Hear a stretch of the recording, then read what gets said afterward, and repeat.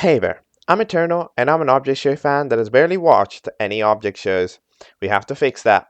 Let's play Object Catchup. Hello and welcome into the Object Catch-Up, the series where we discuss object show episodes right after watching them.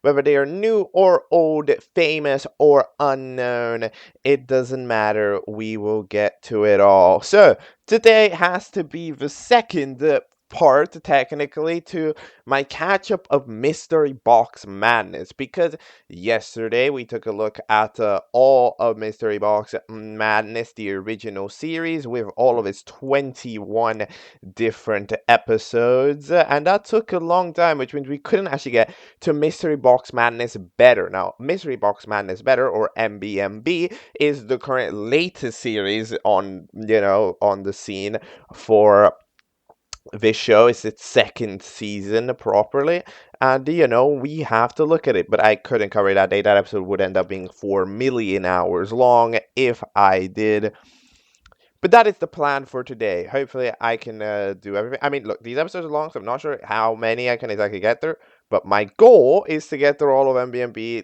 today. Then maybe, I don't know, the video might release a day late or whatever. I'm ready for everything. Well, all I know is that I'm going to try to watch every episode of MBMB and make a video on every episode of MBMB, whether it is or isn't. As some quick little notes, because of this little series, any requests or keep ups are currently paused for these days because we're taking a look at a big show. And also shout out to Yelmerald, who actually checked out the video on Mystery Box Madness. I am honestly extremely surprised that it was found, because I can't actually at them, so they can't actually get notified, so they just have to find it off their own volition. So what, fair enough, in that aspect. But all right, then it's time to begin our quest of Mystery Box Madness. If you remember, last time we had a happily ever after. They were in the city, nobody came back to life, but everybody's in the city. They're just chilling, they're having fun. Let's see what happens. So, MBMB 1, one headache at a time. Let's go.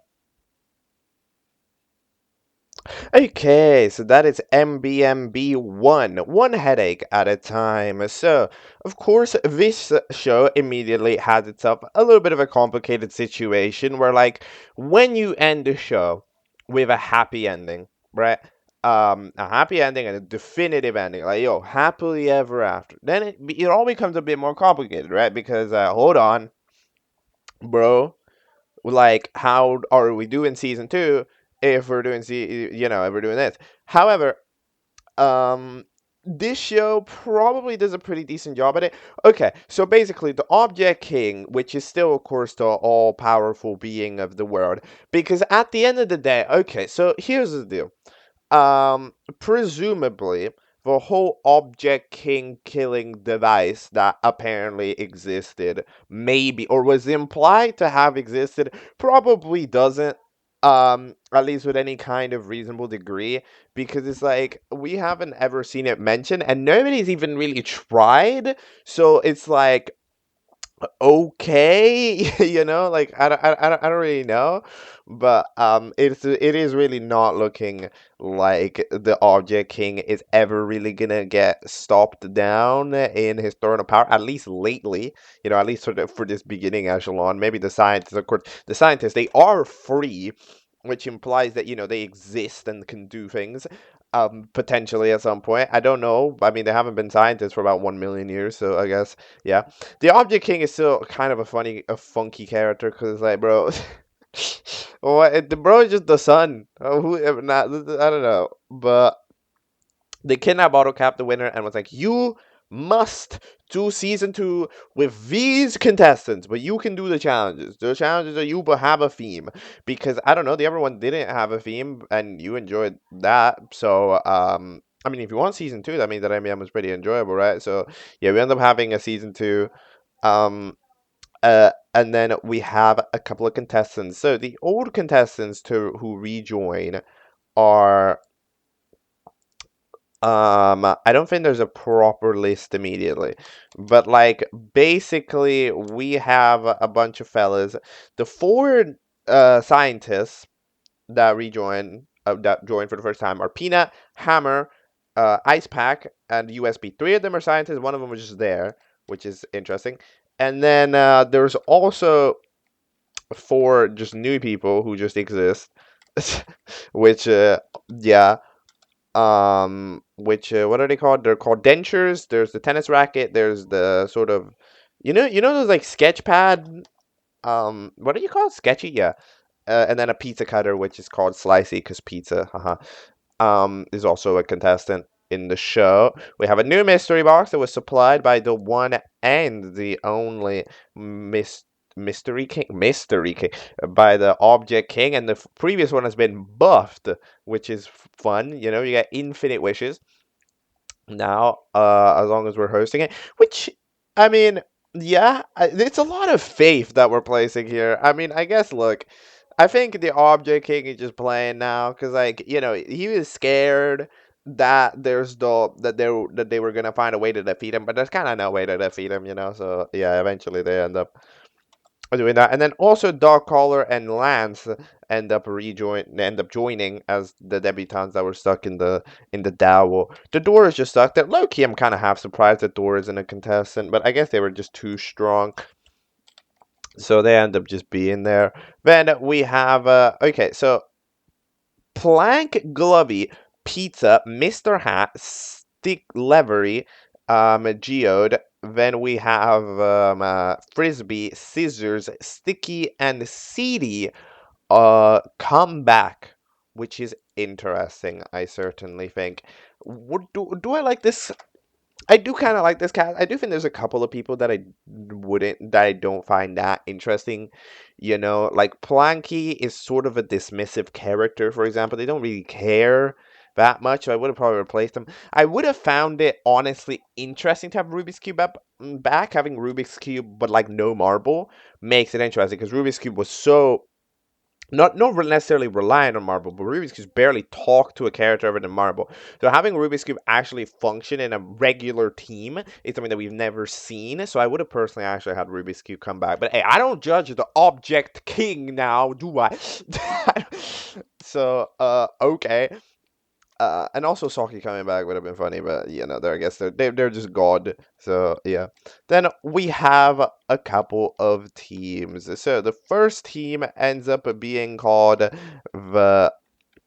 the herders because they herd frisbee. So this is the original helpers alliance with so Sticky, Seedy, and Frisbee. However, USB is joined, considering them the strong team.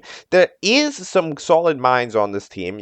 Seedy definitely is a character that's relatively tactical. Um, and then I don't really know Pizza Cutter, but they seem to be all right. So USB doesn't necessarily make a wrong decision here. It's just there's too much tension going on here between Frisbee and Sticky to really cause too much to happen. But as soon as one of them are gone, yeah, we should have a relatively good team here, the Herders. Then the second team, I do like the implication of the like diligent, intelligent, courageous, and kind. The first letters DICK. Yeah, okay, that's fun. Then they redacted the name, so this is Dog Collar, Mr. Hat, Peanut, Geode, and Pizza. This, as usual, I'm probably just gonna call this team the Power Friendship Express again because, like, come on, it's Pizza. Pizza is literally the most power friendship character of all time. They're like, yes, we can do it, guys. So, yeah, I mean, this team, I don't really know too much about this team, but on paper gives me vibes of team that's not very good. Like Peanut maybe can core something. One of the signs, one of the smart fellows, but like Dog Collar's not gonna do too much. Mr. Hat's not gonna do too much. Peace is gonna invent strategies. They're not gonna be good ones, and Gears is gonna be vibing. So yeah. Then we have the Find team because they're not refined or just find. This is Glovey, Plank, Hammer, Sketchy, and Dentures. This team is theoretically pretty decent, to be honest. I do kind of vibe with this team. I vibe with this team in theory. Dentures is scary to people for some reason. I don't really know why, but they are scary, which does cause a little bit of like havoc in this team. But other than that, Glove is relatively chill. Hammer's got a brain. Sketchy is also kind of a thinker, and Planky plays along. So like, there's a solid team here that, tactically speaking, they can figure out a challenge. The problem with this challenge, which we'll get to, is that there isn't any tactics to do, right? Which is kind of the complicated state about it. And then the last team ends up being called the Exerlets because they exercise and they're athletes. So Exerleti. Yeah, it's kind of a difficult word. They are honestly a pretty fit team if you consider Lance, Scissors, and Tennis Racket. They're all going to be pretty capable. And then there's Levery and Ice Pack, which, hey, while they're not necessarily physically capable, they exist. And are going to be useful for certain things. You know, they can be the minds. Like the only issue is that there's maybe not a major mind on this team, but Levery I think is kind of smart. So I'm not necessarily against the idea of that either. So I could definitely see here. Um, this team doing all right as well. Then we eventually have the luxury hotel, which is a relatively fine hotel. It's just enough. The winners of the challenges get to hang out on the beach for the day, which is a nice little reward. I mean, it's nice to have a reward for winning, even though usually it's not gonna be crazy because it's like gonna like usually most challenges don't necessarily have a winner, they just have a safe, so it's gonna encourage more overall speed in the challenges, right? Because you not only want to be safe, if possible you want to be first, right? Because then that gives you access to the beach. So it's going to be interesting. This is a thing that actual reality shows do, and we are trying to play along to more actual reality shows in this segment. But speaking of which, by the way, other than the fact that we have confessionals, OMG, it's the best thing ever, man. I love me some confessionals. Although I am gonna say that usually at this point I'm starting to not trust shows that have confessionals because shows that have confessional never use them. Confessionals are the most elite tier thing in every reality show. They're goated, all right. But it's kind of hard to write a confessional that's interesting because like usually we state the thoughts of the characters out loud, but like what the characters are actually thinking is kind of difficult. But like in a confession, that's where a human is going to say the thoughts that are not, in the back of their mind. But it's difficult to imagine thoughts in the back of a character's mind. So that's why it's kind of difficult to write a confessional. But I hope for the best. I hope to see confessionals get used in this show because I enjoy confessionals. And then we have a cafeteria, which is fun with all of that infinitely regenerating food. Oh yeah, we have our intro. This intro, no, no, no, no. Don't vibe with it. You know what? This intro would be great if it wasn't like literally a photosensitive hazard. Like you literally have to put a photosensitive warning for the intro because for some reason you just decide that it wants to flash your eyes like 6 times. Like, please, you don't need to do that. Like if it's a one scene for effect, like sure, right? Fine, but having it as the intro to the show is like, come on now, bro. Come on now, bro. The Object King is officially producing it. Like they have a bigger role than before, which makes sense because they wanted to make it because like thing about MBM is that MBM is directly the Doors thing. Like Doors show is MBM at the end of the day. Like Door invented it and then eventually was sponsored, which is all right. However, in this case, it's directly the sequel reboot is wanted by the Object King. So there's more interference there because like they wanted it, not Door, right? Because the other time they were getting Door was getting sponsored by the Object King, but in this case, you know they're more directly involved in the production. So 90-minute fiance, okay, which is a thing, and of TV show. 90-day fiance, sorry. 90-day fiance is a series where I don't I it is definitely a TV show.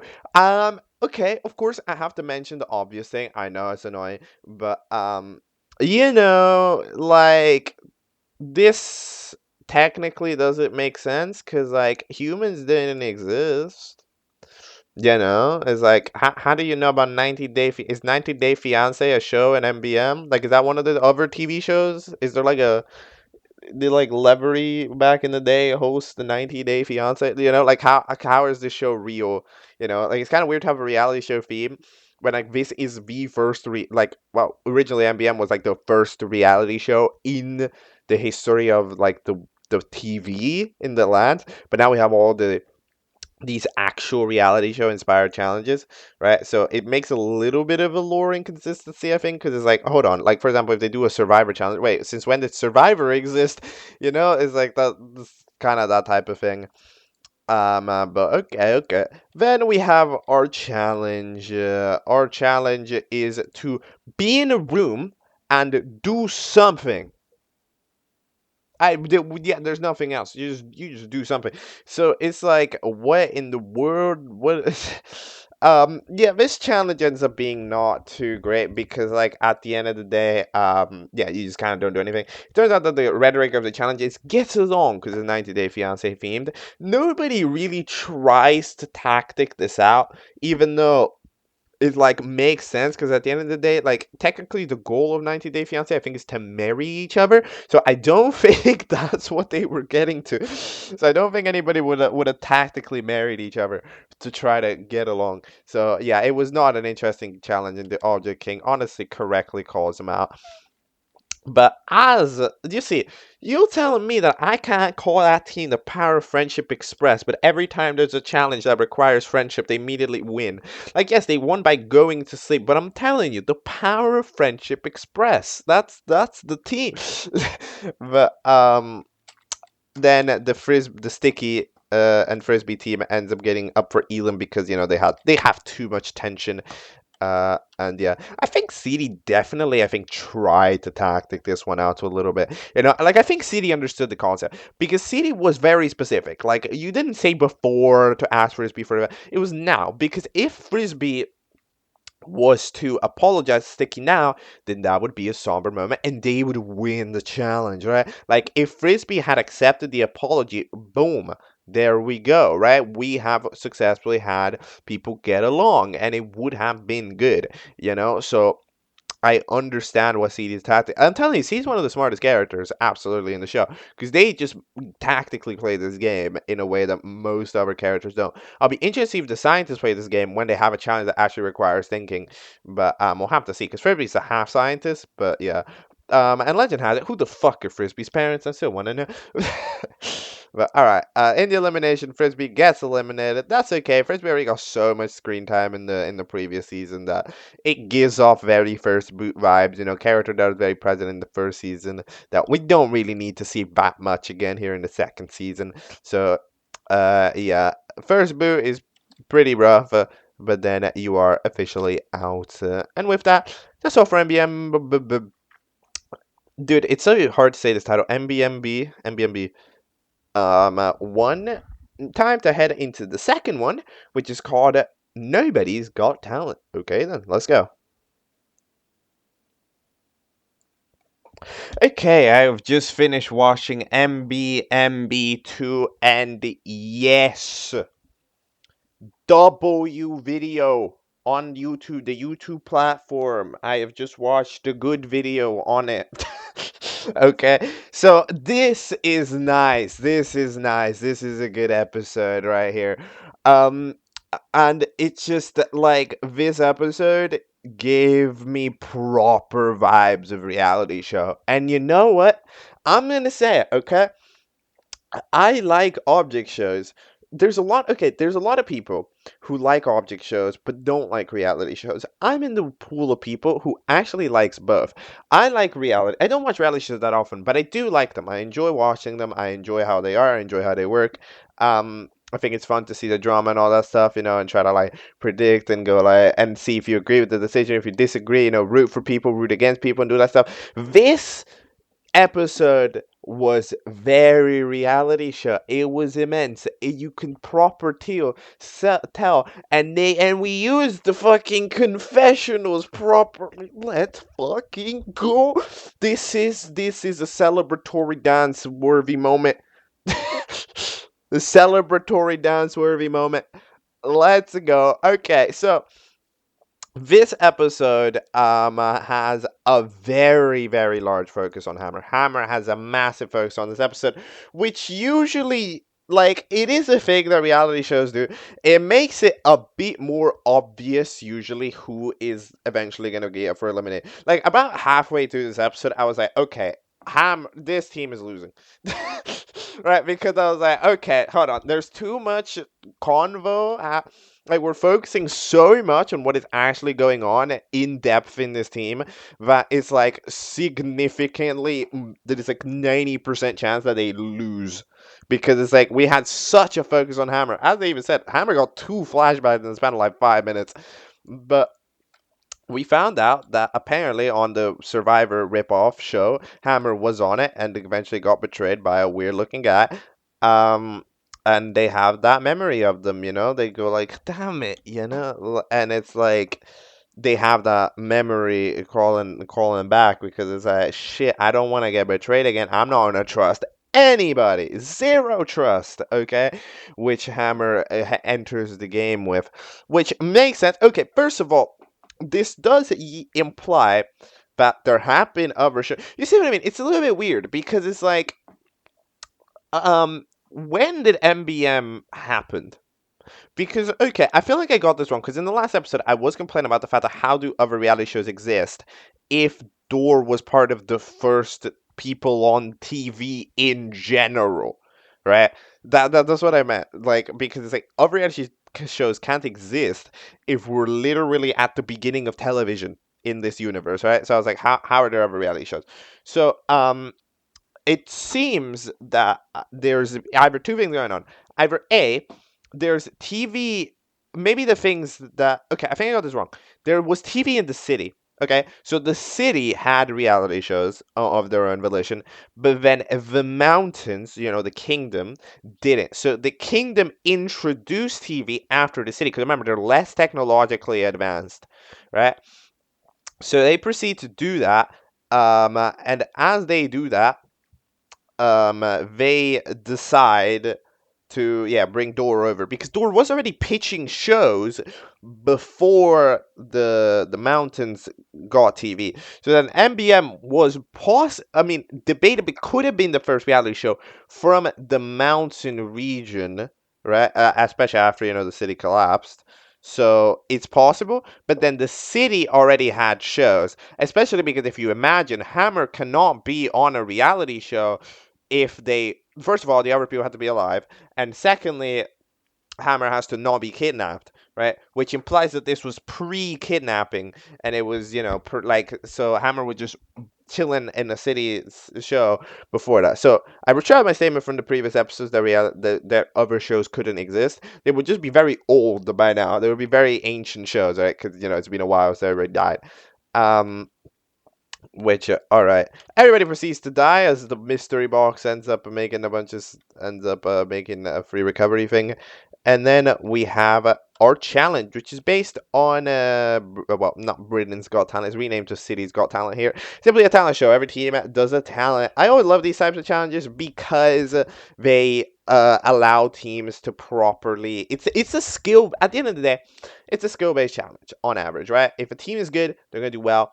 The team has to coordinate on a skill, right? They can't just not do anything. Eventually something has to be agreed upon, and also everybody gets to go, and there's a lot of challenges where a lot of people don't get to go. But so I always like me a talent show challenge in shows. Every show at some point has a talent show challenge at this point, like I swear to God, but this is no exception. But this one makes perfect sense. Eventually, we end up having some stuff. So, we discover rainbow splash gas. So, in third grade, because apparently third grade is where everything happens. Second grade doesn't matter. Fourth grade doesn't matter. Everything happens in third grade. and I just say that because the only stories I ever heard were on third grade, right? Because Door apparently played a game in third grade, right? The Challenge 18, if I'm not mistaken. No. Challenge 15, sorry, of MBM. So they're at school, and eventually they got a permit because they were, ultra scientists of making rainbow splash gas, which I'm just gonna say it looks hilariously easy. You literally just give in a tiny drop into a different acid, and it does the splash gas on its own. So I don't know how difficult this is to do, but basically it's very high risk. It's simple, but it's high risk. If you screw up anything, everything will just explode. But yeah.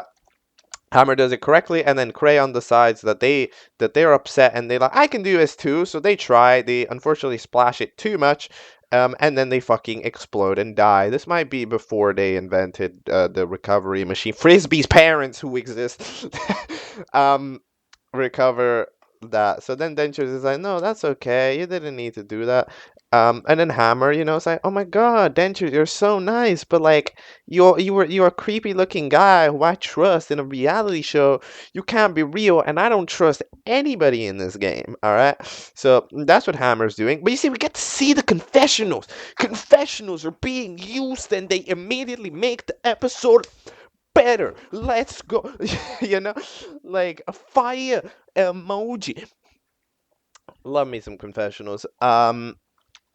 But yeah, then we have some other teams try. Well, actually, yeah, then decide to make the Rainbow Splash Guys because Rainbow Splash Guys is cool. Sketchy does have a talent that it would probably be kind of impressive, but it's more so just what they are. It's kind of like if like a pickaxe. It's like I am going to mine. Like yes, that is a talent in the sense that you are an object that can do that, while the other objects cannot do that, but it's like the type of thing where it's like, okay, it's not really like you didn't necessarily acquire that skill. It was just something that you could always do, right? So that's kind of the thing. It's like Dangerous, like, hi, I can bite things. It's like, okay. um, so yeah. Then the Power of Friendship Express decide that they want to do a comedy show. They try to do a comedy show with a chicken toy, which is interesting. The other team, what do the athletes even do? Oh yeah, the athletes eventually decide a tennis racket ends up having a smart idea of it just making Lance super angry and using them as a bullhorn. Woo! Which is kind of fun. We don't get to see that for a while. Eventually, USB manages to absolutely over reconvince Hammer. Hammer's got led astray 1 billion times in this episode. Poor Hammer. So USB is like, hey, I really need the speaker because like they're gonna vote me out, and we're friends, all right? We were stuck in jail and worked at the lab, which is it's honestly smart convincer. USB said that they're a smart convincer, and they are a smart convincer.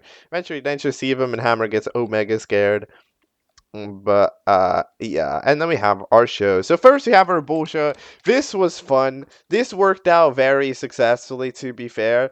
It would have been very, very goofy if they just failed, but they don't fail. So this works. Which is rather nice here for the tennis racket. Tennis racket very confident. Lance is sort of acting like the bull here. This was fun. Um to be honest. It was enjoyable to see. Uh, I must admit, yeah, this was an enjoyable watch. The channels themselves are all kind of enjoyable to watch, to be honest, and we get to see them in full, which I do criticize sometimes that like we don't. Okay, depending on the pacing of an episode, I don't think that we need to see a full talent. Like for example, in the next talent, we get to see a full song, like proper full size song. We don't need to see a full size song, but at the same time, it's like okay, sure, like all right then, but with the pacing of this episode being more slower down, I don't mind it doing that, right? So yeah. I find it interesting from Lance is 50% animal. I don't even know what that means. That's just like a major diss. That is the most major diss of all time. But hey, the Toon Fork would know. They were stuck in a drawer with them for like 1,000 years. So yeah. Then they get a 25.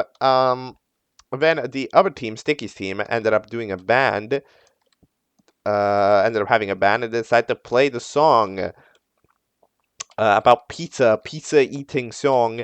And for the first time, the prayers have been answered. We have seen somebody's parents because I was just curious what they look like, because still, I don't know how that works. But yeah, we get to see, I guess the music video. They're having fun playing quote unquote the instruments, so we get to see their parents. We get to see Sticky's mother and also the sister, which is smaller but more like has bush, because it's interesting how Sticky has like it's like less tree in a way, but the other ones are like more tree, which is like a thing. So yeah. But whatever. I'm not getting into the specifics of the designs of the bushes of the family members of Sticky. Like who cares? So they end up eventually getting a 5 out of 10 because they weren't actually playing instruments. I mean, presumably the singer was singing, but Sticky was singing, but the rest weren't, playing the instrument because it's impossible to learn a song in that time. But hey, yeah, they were having fun. Um, so yeah, eventually the mystery boxes. By the way, so purple one officially Mystery's their name. Hello, Mystery, and then the second one Box. So I'm so ready for the third season where the boss has to be called Madness, and it's like a crazy box. It's gonna be like an insane box. That's gonna be fun, isn't it? Um, well, yeah, and then we have ourselves Team Redacted, which tries to tell a joke. However, unfortunately, in the last song, they were the next up, so Geode proceeds to digest it because they got hungry at the pizza song, and pizza was pretty uncomfortable at the pizza song, which is interesting because, yet again, there's the whole thing. Would pizza eat a pizza? I mean, it's a not alive pizza.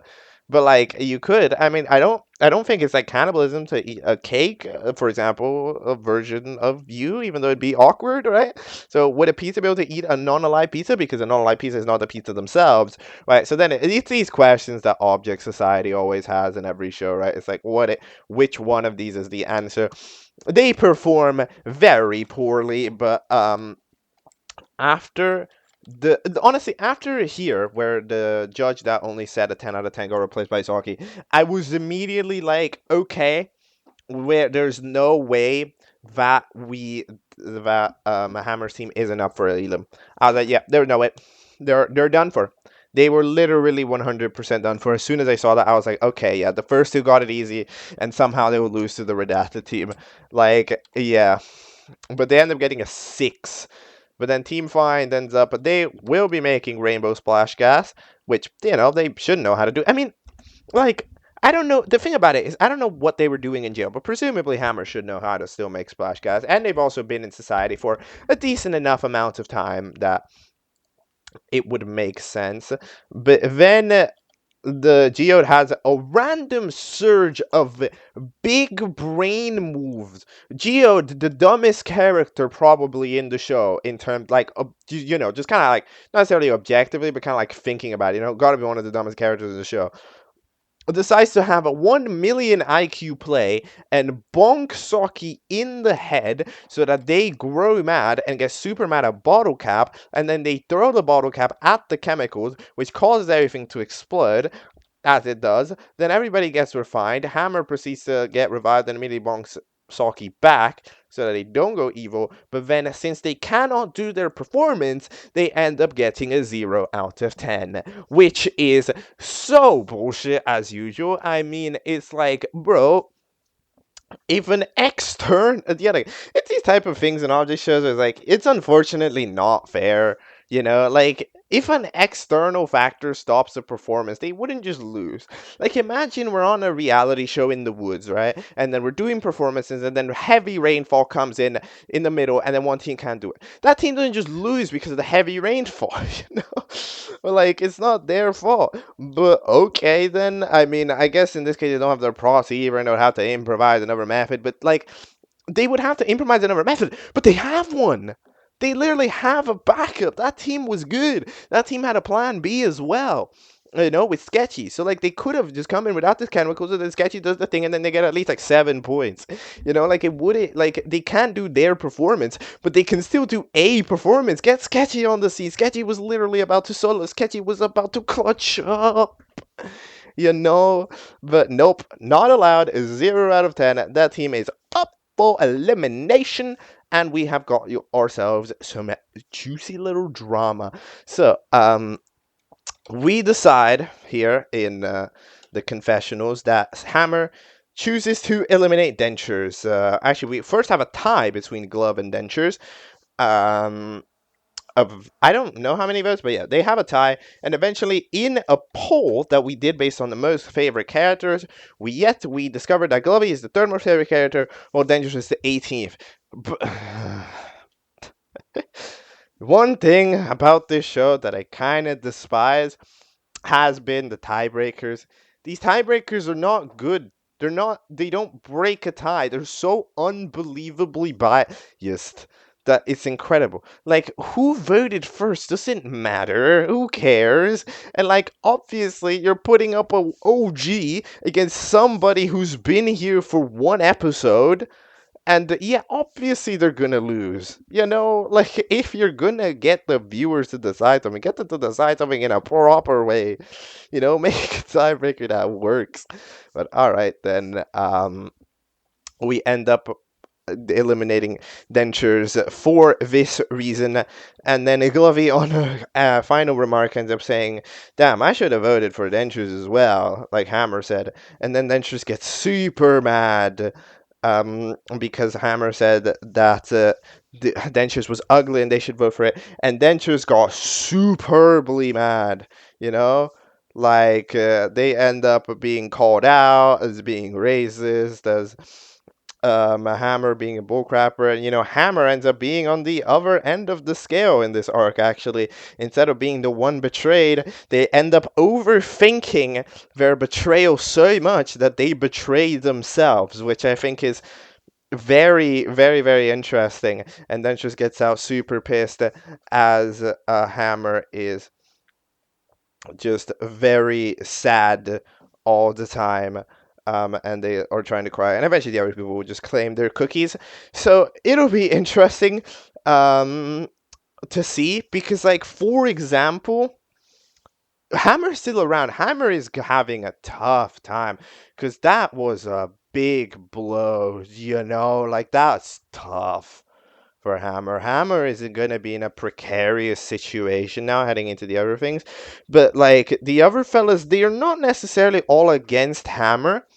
Like, I think that the other contestants are not really against Hammer in the way that they are. Like, they see that there was drama, but the drama's over because Dentures is gone, right?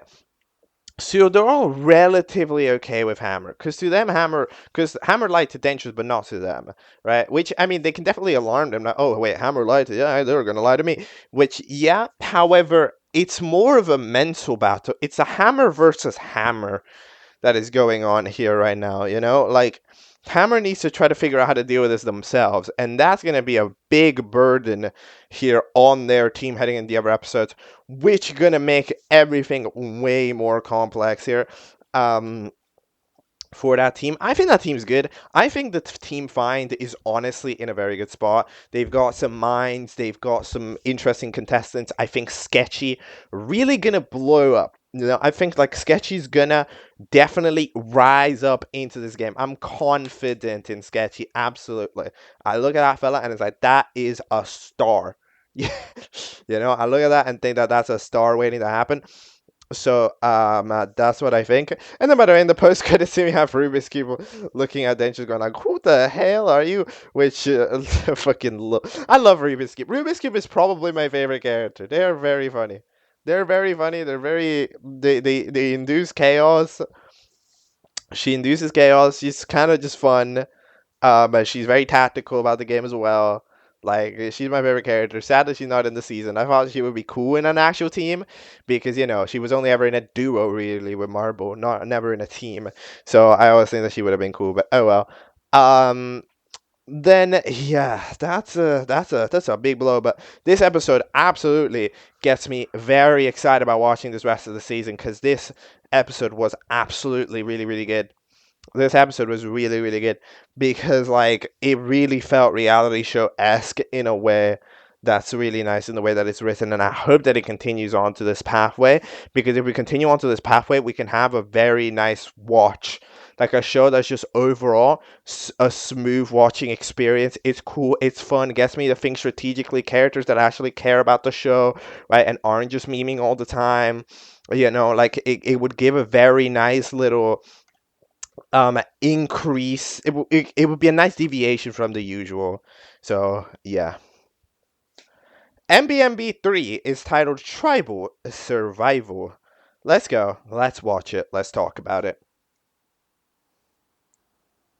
Hello and welcome. I have just watched the third episode of MBMB, Tribal Survival. So, we have here a thing, a challenge, first of all, where we will be doing, well, first of all, the thematic of the show, the theme here is Naked and Afraid. So Naked and Afraid is the show where there's like a duo or a group of people, they're naked and they're afraid because they're in the jungle and they have to escape. Eventually they have to survive and then they have to escape. So in this challenge, both of those are technically options.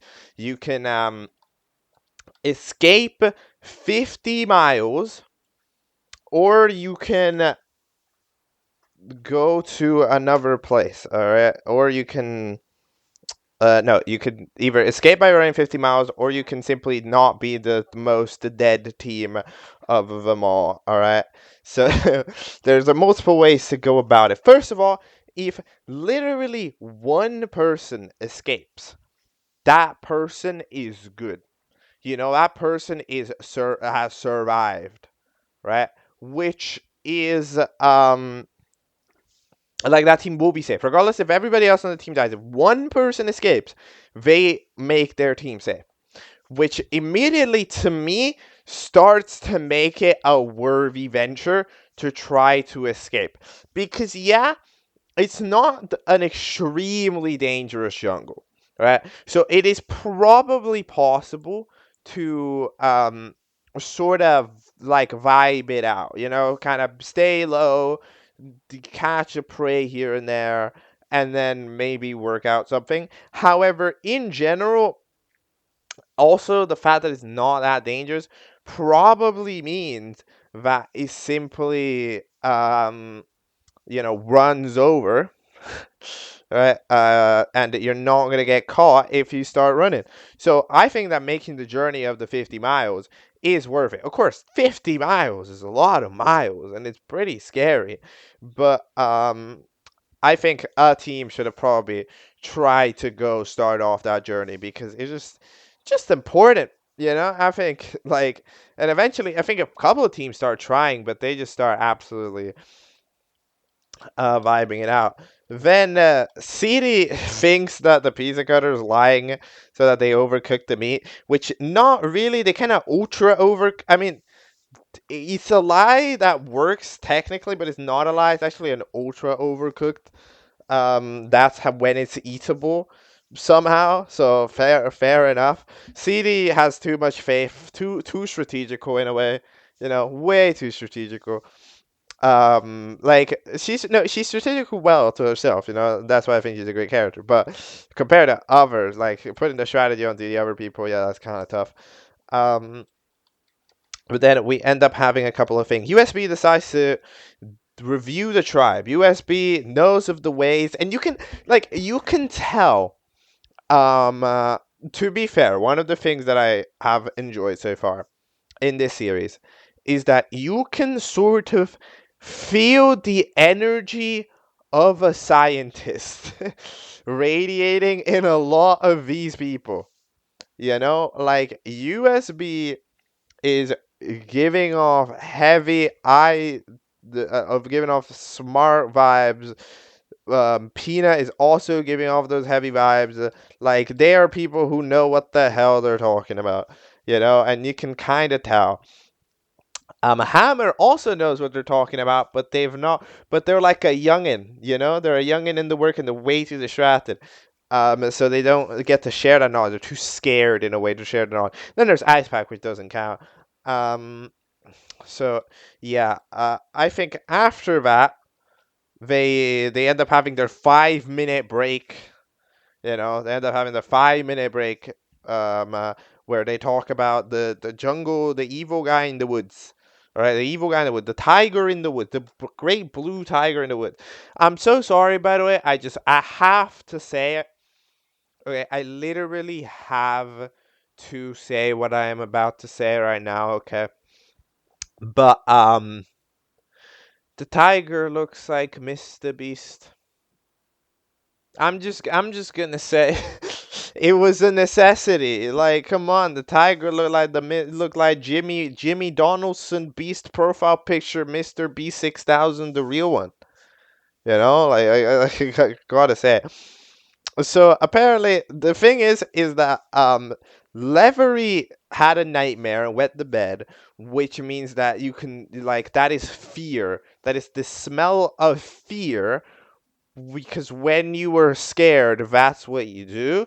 So then they say that the tiger monster smells fear, and that is because what happens if you're scared in a nightmare. So that can happen. Like, so that is a thing.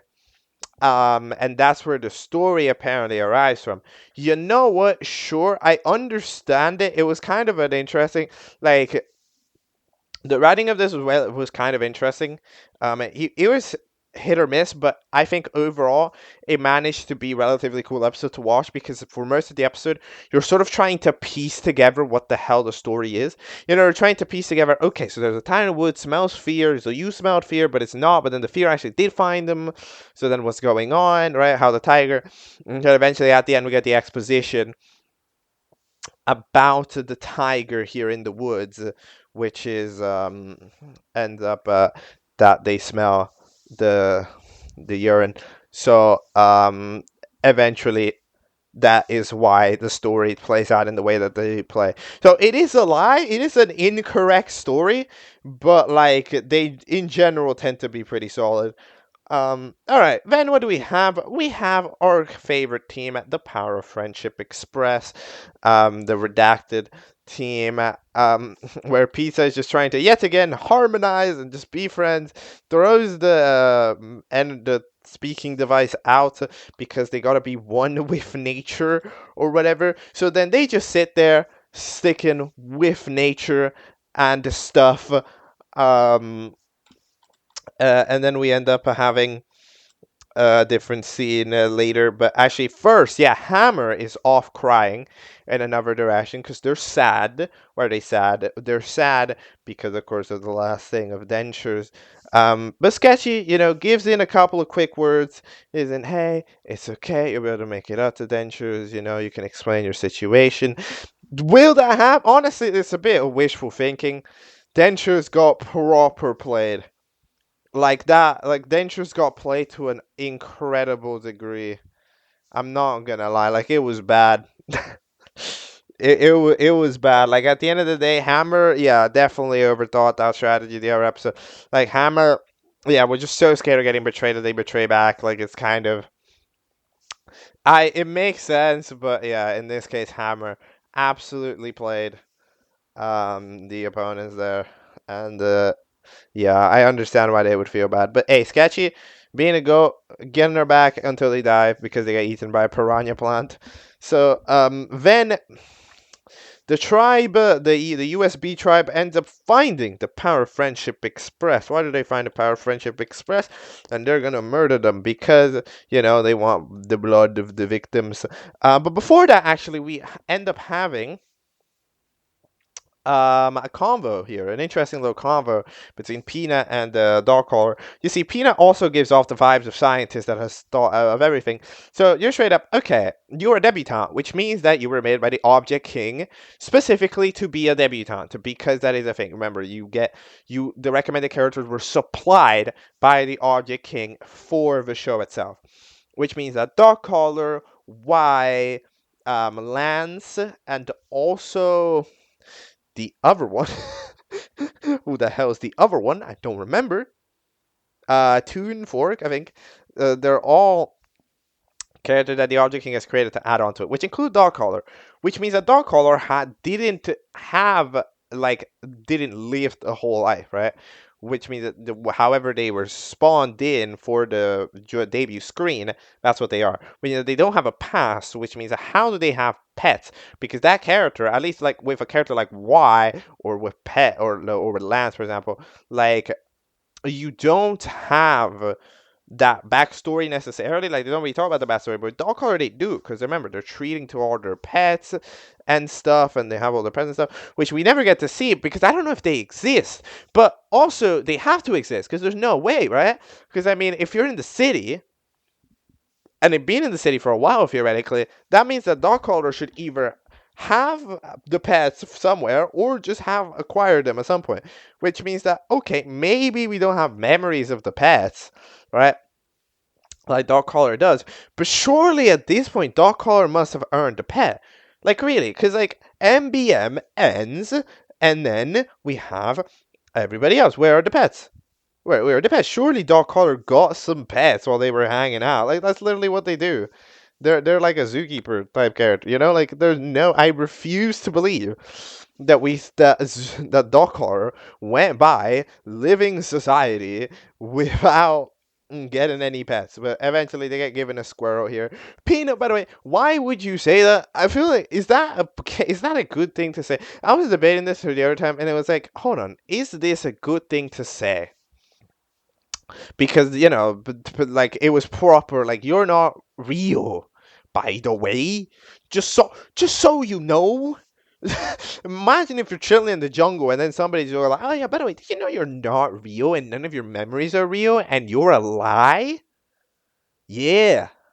Did you know that?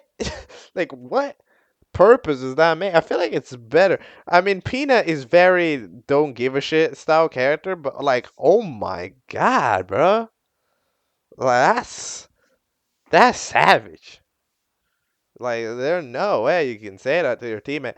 But hey, might get dog collars and character development, and if Dog Collar didn't have pets before, maybe Dog Collar's going to try to get some pets. I don't mind that idea. I would enjoy to see a side arc of Dog Collar on the quest to have a pet that they can actually be with, right? Because the thing about being on the show and being made for the show is that sure, you think about pets, but you're never with a pet. So I really want Dog Collar to have a permanent pet, because you have a temporary pet in the squirrel that Peter gives them. But like, I really want Dog Collar to have a pet. Like, that would be the cutest thing in the world. Like, just actually have one that they can be with within the show. Right? Like, that's what I want. Oh, sorry. That's what I want to be there. Absolutely. That's an arc that I wish happens, because it's just cool. It's simple. It's a feel good. Anyway, the entire team gets fucking demolished by everything.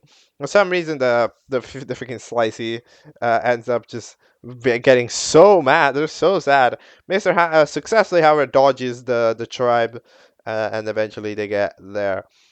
The beast ends up murdering a couple of them, and then we have, oh yeah, but a very interesting scene. So I really like this scene. So when Pisa threw away the thought speaking device, the thought translator from Mr. Hat, it gave it to, like, it landed on a plant, which means that you could hear the plant say stuff like oxygen and stuff. Like, that was cool.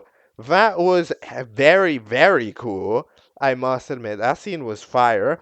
Then it got cracked, and the freaking thought just said "ow." Like, that's fire. I really enjoy that.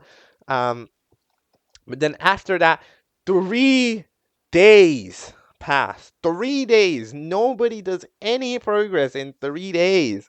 And it's like, really? That's actually crazy. Because, like, what in the world? Nah.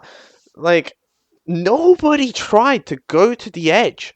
Nobody tried to run the 50 miles. Like, I understand 50 miles is a lot, but these characters, they have some pretty good stamina. I don't know. These characters are pretty solid. Fair. I mean, look, it's fair, but I'm shocked that none of them really tried to go to 50 miles. But yeah, then we have ourselves a somber moment here between CD and Sticky that, they wanted to say. So Sticky wanted to say something, there's something I've been meaning to tell you, and then they decide to not tell them. Not tell them. But then USB and Slicey pretty immediately calculate, hold on, they're doing that. They might be doing a romance soon. So if they're doing a romance, then they're always going to stick with each other, which means that, well, as USB points out, um, it is going to be no possible way to eliminate them, because if they both vote somebody, then you will vote. Then if you both vote them, it'll be a tie, which means that one of them has to either be like, they have to find a way to get the numbers on their side, which implies that they have to make drama and random shit. You see, USB is a tactician in the evil style. Like, they are so unbelievably metagaming. Like, the thing about CD is just kind of smart in the ways to approach challenges. USB is metagaming, right? Like, USB is proper beyond just thinking about challenges, USB is thinking about eliminations and the future and all of that stuff that the other characters just simply are not thinking about. Like they just aren't. They're just not thinking about it. Um, so USB is thinking about this so hard that they are absolutely on the ropes of trying to do it. I don't know how they're gonna break it up, but they might try to cause some shit. There's an idea whether it's with Frisbee. Frisbee's the only thing that can really hindsight those two, because like they're kind of a crazy debate. But we'll have to see. But all right then. And then eventually after the last fella from the team dies, which is Levery, because they get eaten by a random by the piranha. That team, the athletes, no, the fucking what are they called?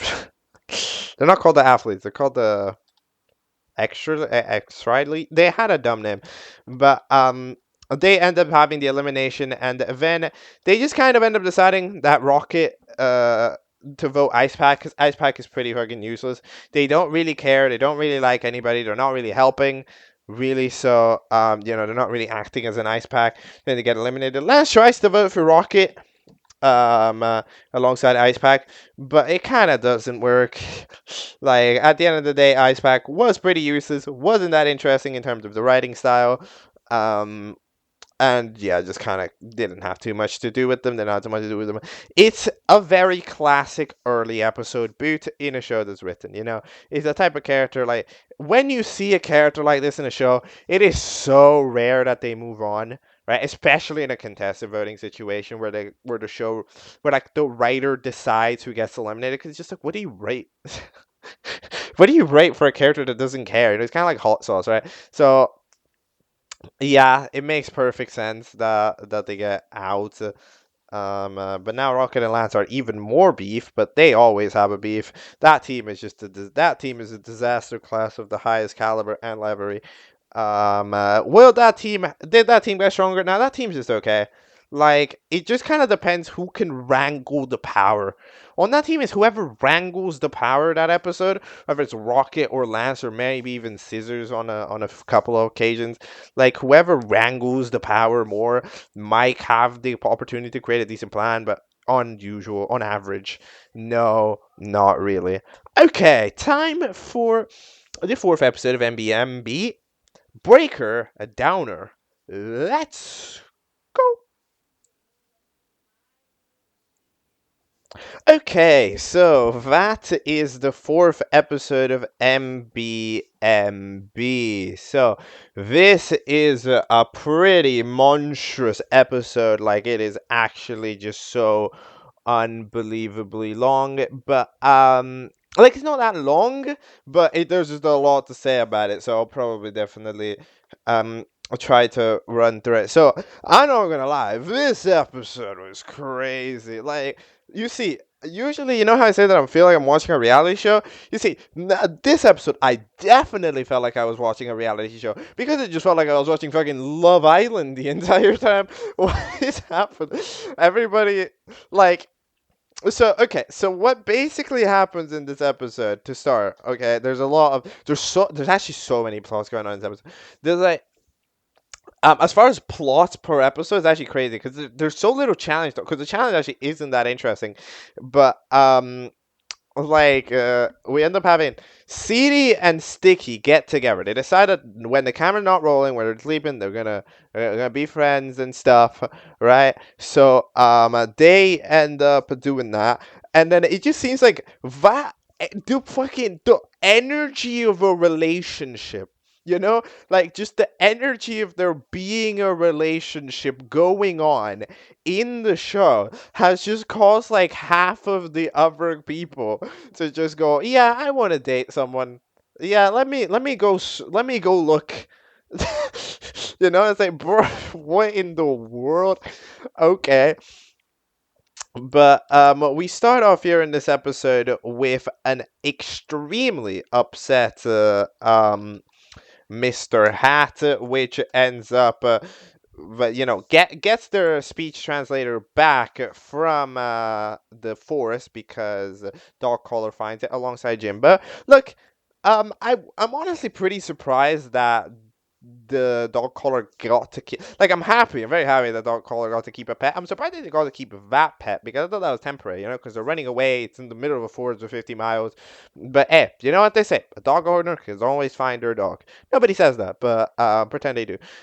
So, Mr. Hat proceeds to have top 10 most valid crash outs. You don't care about what I think. You just do what you think and then think that I think what you think, basically.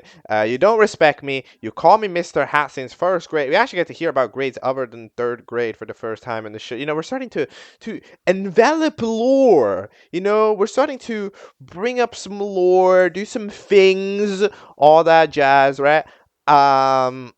So yeah, then Mr. Has to go like, "Oh, I'm gonna, you suck," because yeah, all that stuff, which is all very fair. And Pizza goes like, "Oh my God, really?" And then Mr. Hat goes like, "My name isn't even Mr. Hat. My name is Fedora." Which I'm just gonna say, by the way, absolutely hilarious thing. I'm so sorry. So afterwards, even after Pizza's reflecting and stuff, it's like, wait, so we just got the info drop that a bro's name is Fedora, right? Right? It doesn't even like being called Mr. Hat, but then everybody just calls him Mr. Hat anyway. Like nobody changed how they refer to Mr. Hat. So hold on, you just heard that they don't like Mr. Hat as a name, but we're still everybody's still referring to them Mr. Hat. Like, come on, you can make an effort. Be like, hi, Fedora. That's my name. Like, why are we still even pieces? They're calling Mr. Hat, even though it's not Mr. Hat. It's like what? Okay, that was felt weird because I was like, when I thought it was Fedora, it's like, okay, the characters are gonna switch names surely because they just said it, but nope, I guess not. Um, so in the meantime, we end up having a new invention here by the USB, because USB can just invent anything. USB is so unbelievably good at inventing shit. Like more than anybody else. Like fucking, Hammer. Best thing Hammer can do is make one concoction. USB, on the other hand, is fucking Omega. We can give her 10 minutes, she's gonna build the greatest machine. USB gonna build the greatest machine of all the centuries. You're gonna go crazy.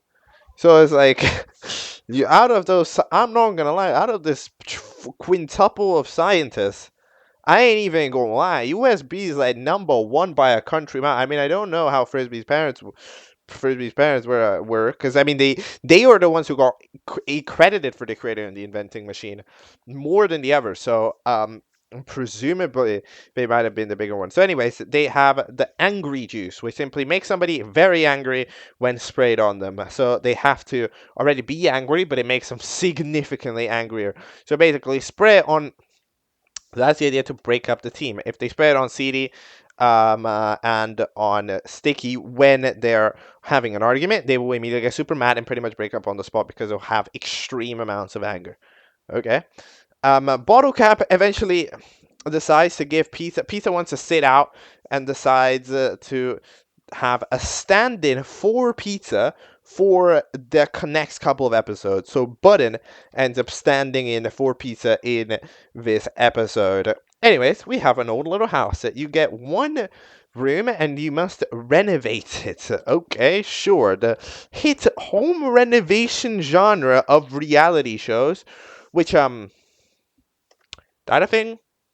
I mean, I guess it's an okay. So home renovation shows, they do exist, but a home renovation reality show, I don't think does that I swear I've not seen that. Probably not in okay. It's probably just referring to a home renovation TV show, but it's like thinking about it in the way of being, that home renovation. It's like it's not really, it's a reality show because it's a show that's real, right? But it's not like a reality show, it's in the competition style. So sure, I mean, it's a little goofy, but all right.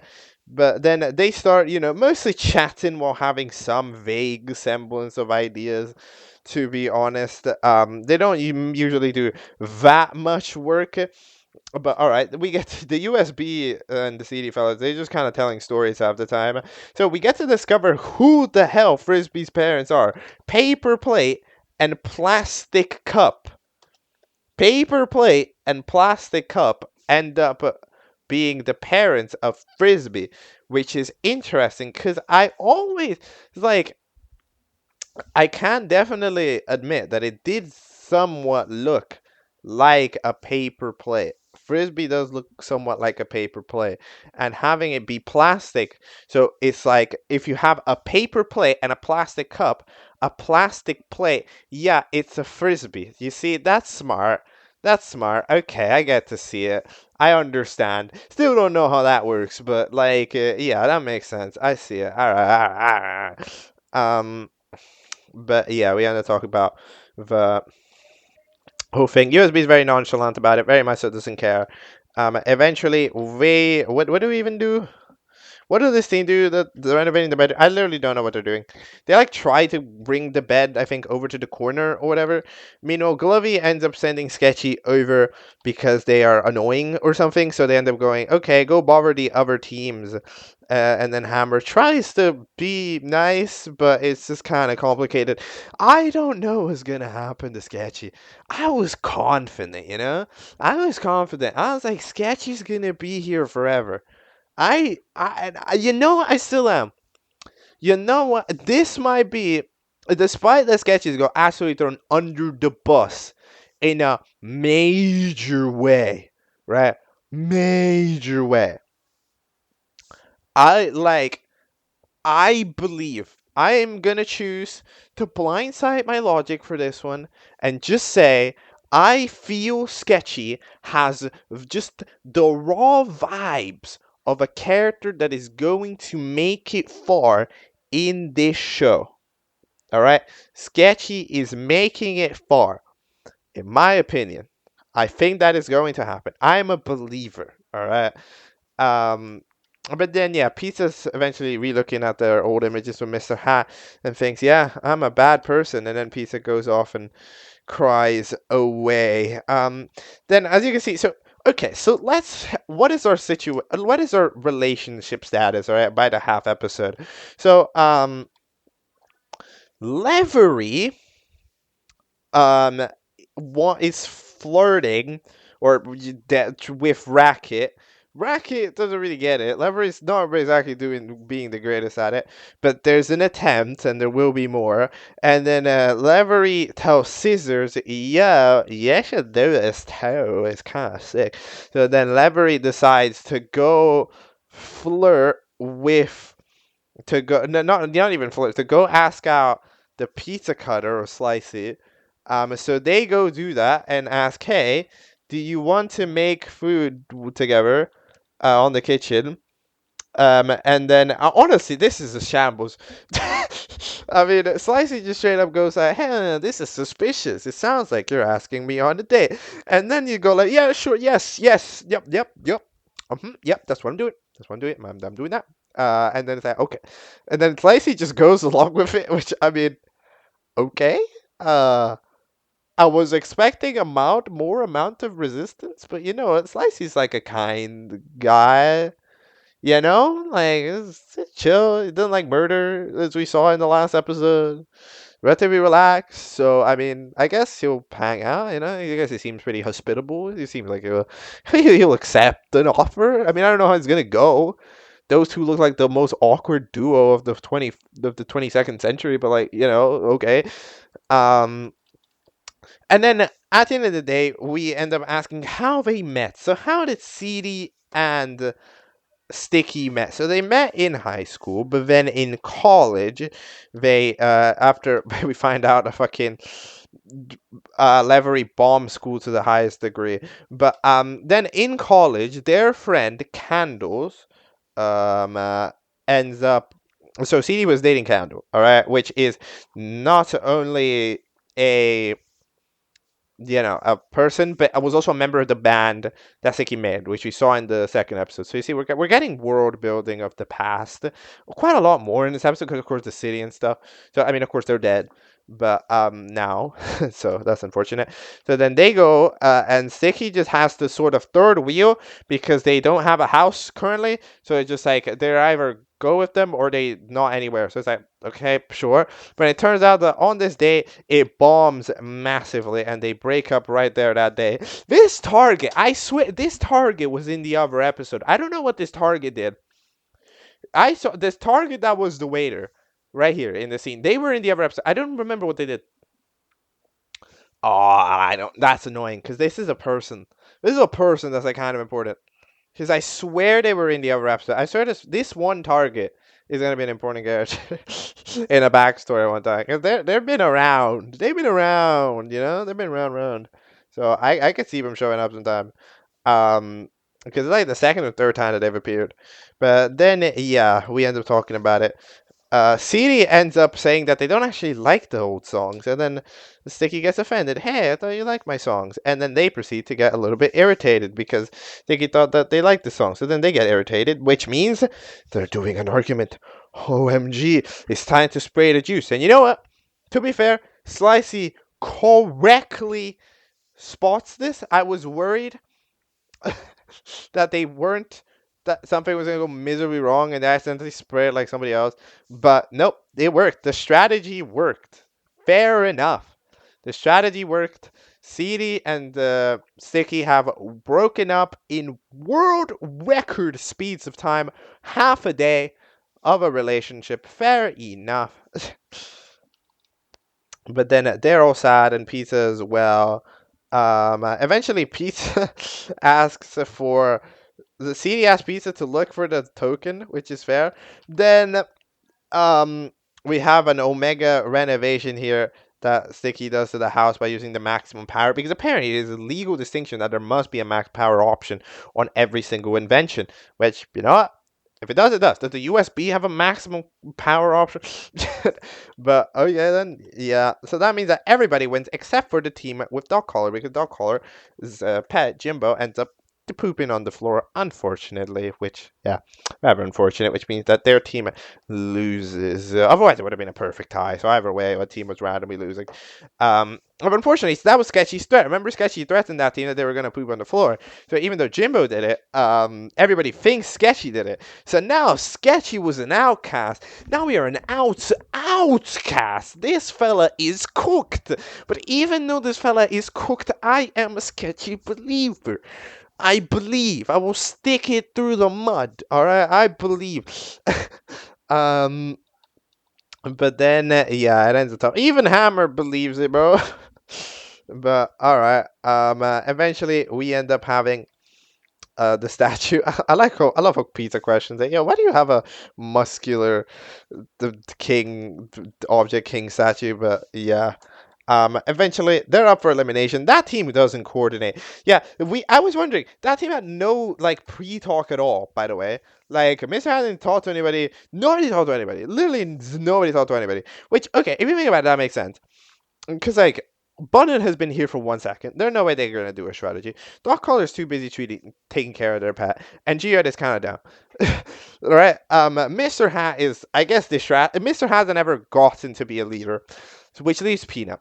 And Peanut, as far as the scientists, smart people go, they're a tactical mind, but they're not a tactical mind that's a leader. The tactical mind is just because like, oh, this is dumb. It's kind of like, I don't remember characters. That was like one in Oido that I watched the other day. But like either way, in general, Peanut doesn't strike a leader vibe. So it just ends up that the team ends up tying 1-1-1-1. So then they were gonna do a revote, but unfortunately Pizza decides to eliminate themselves that day. They give an apology to Mr. Hat and proceeds to drop themselves in. For some reason, by the way, Button also drops in. Oh, no, you don't need to go. What? You were just there. You were just chilling, bro. What do you mean? Like you go back to where you go back to living life, bro. You don't gotta be in the elimination chamber house, whatever. But then that team -1 map. This team's a shambles. Dude, how is this team gonna survive any challenge? I'm like genuinely Dog Collar, Geode, Mr. Half-Fedora, and Peanut. Bro, I think on paper, this team loses 90% of challenges. Genuinely. Because Peanut isn't a leader. These other people desperately need some leading, right?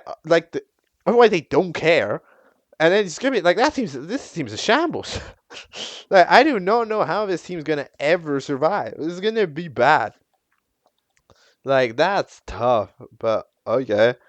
And then our final scene, the the freaking Object King dropping by on Button saying, "Well, screw you, Object King," and Object King going like, "Yeah, you're glad to do that." You know what I'm gonna say about the Object King? I really like how the Object King stylized. I think the style of the Object King asset, to be fair, I really like it.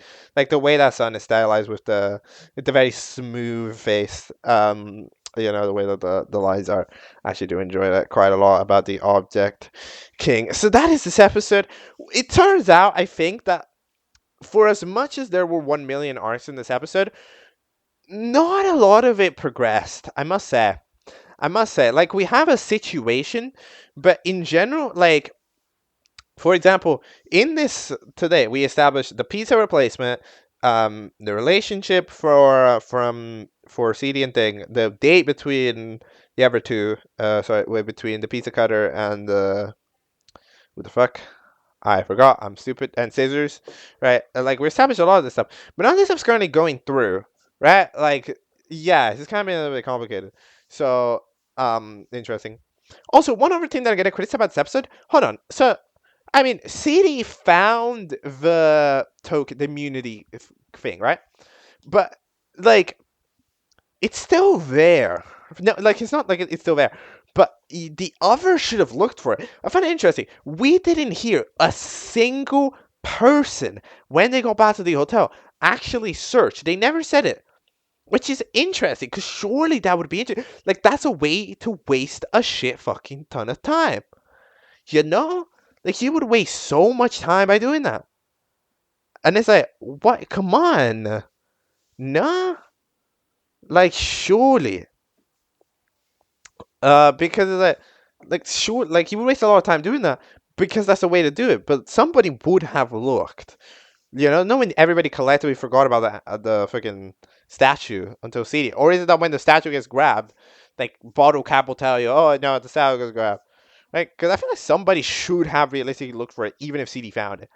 Basically, what I'm saying. But all right then.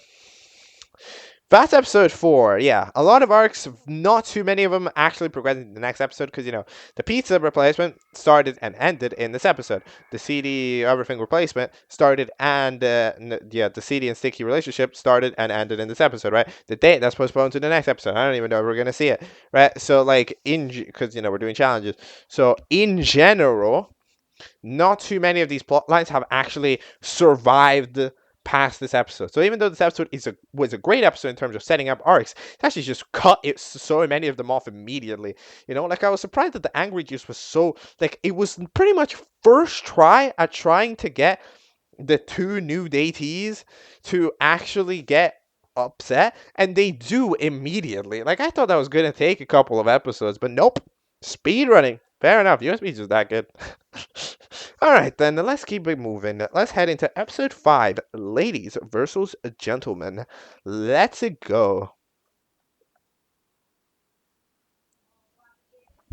Episode 5 of MBMB. I just watched that one, and we have ourselves an initial. Well, we actually do get to kind of have surprisingly see the quote unquote kitchen date between between Slicey and Scissors, where Slice actually completely misjudged Scissors' gender, and that causes that day to end in world records amounts of time. I think because Scissors was offended more than Slicey, which I'm surprised. I thought it was going to be the other way around. I thought that Slicey was gonna be gay or something, and then it wasn't gonna work out because of that. But no, it's actually because Scissors got offended.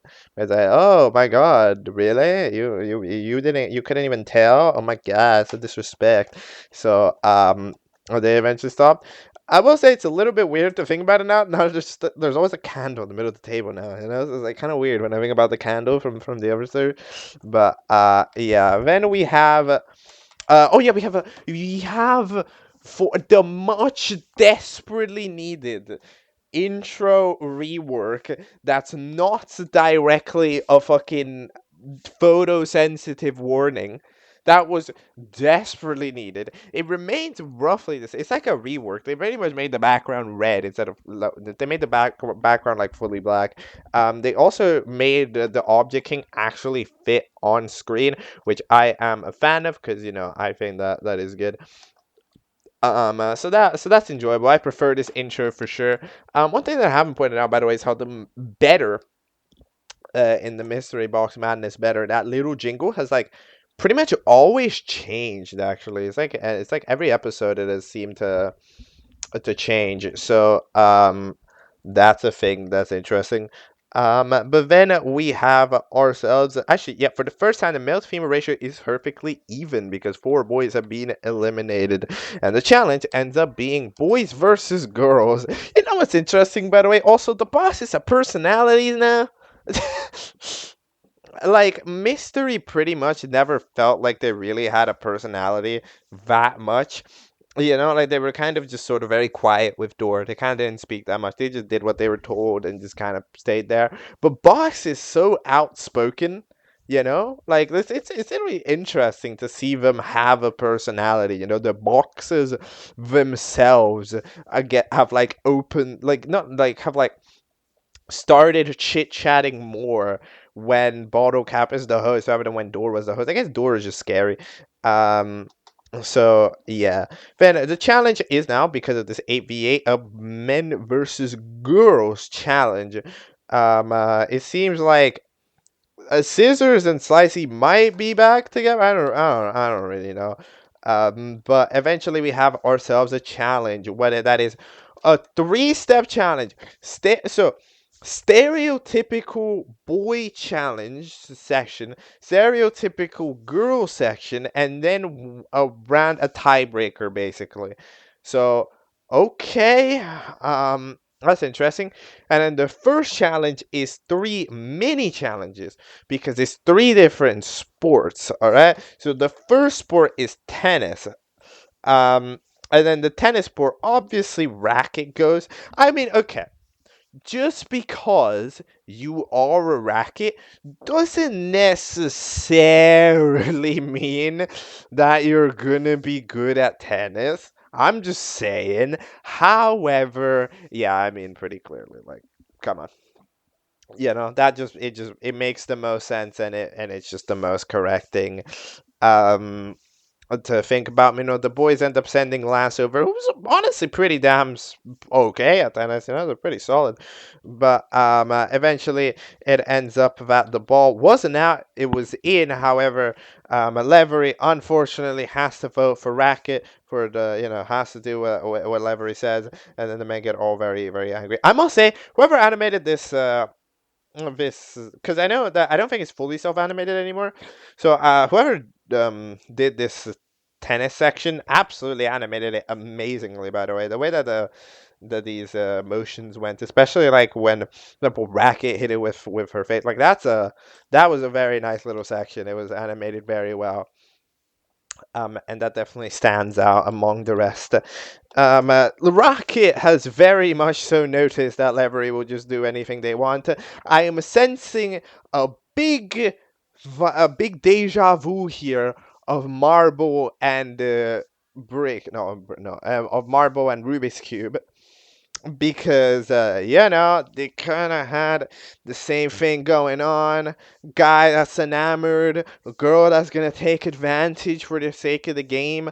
But it's just like the thing about it is in MBM, it's like in general, there's not that much going on. There's not that much going on in MBM. But in this series, it ends up being a ploy in a much larger pool. Like you could like those like relationship trees thing where you draw the lines. Like you can do that for this season. Where last time it wasn't. You couldn't. Like there was pretty much nothing going on. So this is much different. And also there's a key distinction within this is the last time is that Marble just kind of straight up knew he was being played. They're like, yo, Rubik's Cube, you're playing me. But like, okay. Because Marble was just like that. Marble was like, okay, I'll do that. Oh, sure, I'll get played. But Levery thinks that it's working. Levery's like, yo, if she being nice, then you're gonna be into me. But so like he doesn't think that she's playing him. He just thinks that he's doing it himself. So that's kind of the key distinction. I don't think it's gonna work. I don't think it's gonna work. I mean, relationships are not seeming to work very well here. But yeah. Then our second challenge is football. Dog collar ends up absolutely um, uh, gaming. She just demolishes it. Fair enough. She runs pretty fast. Dog.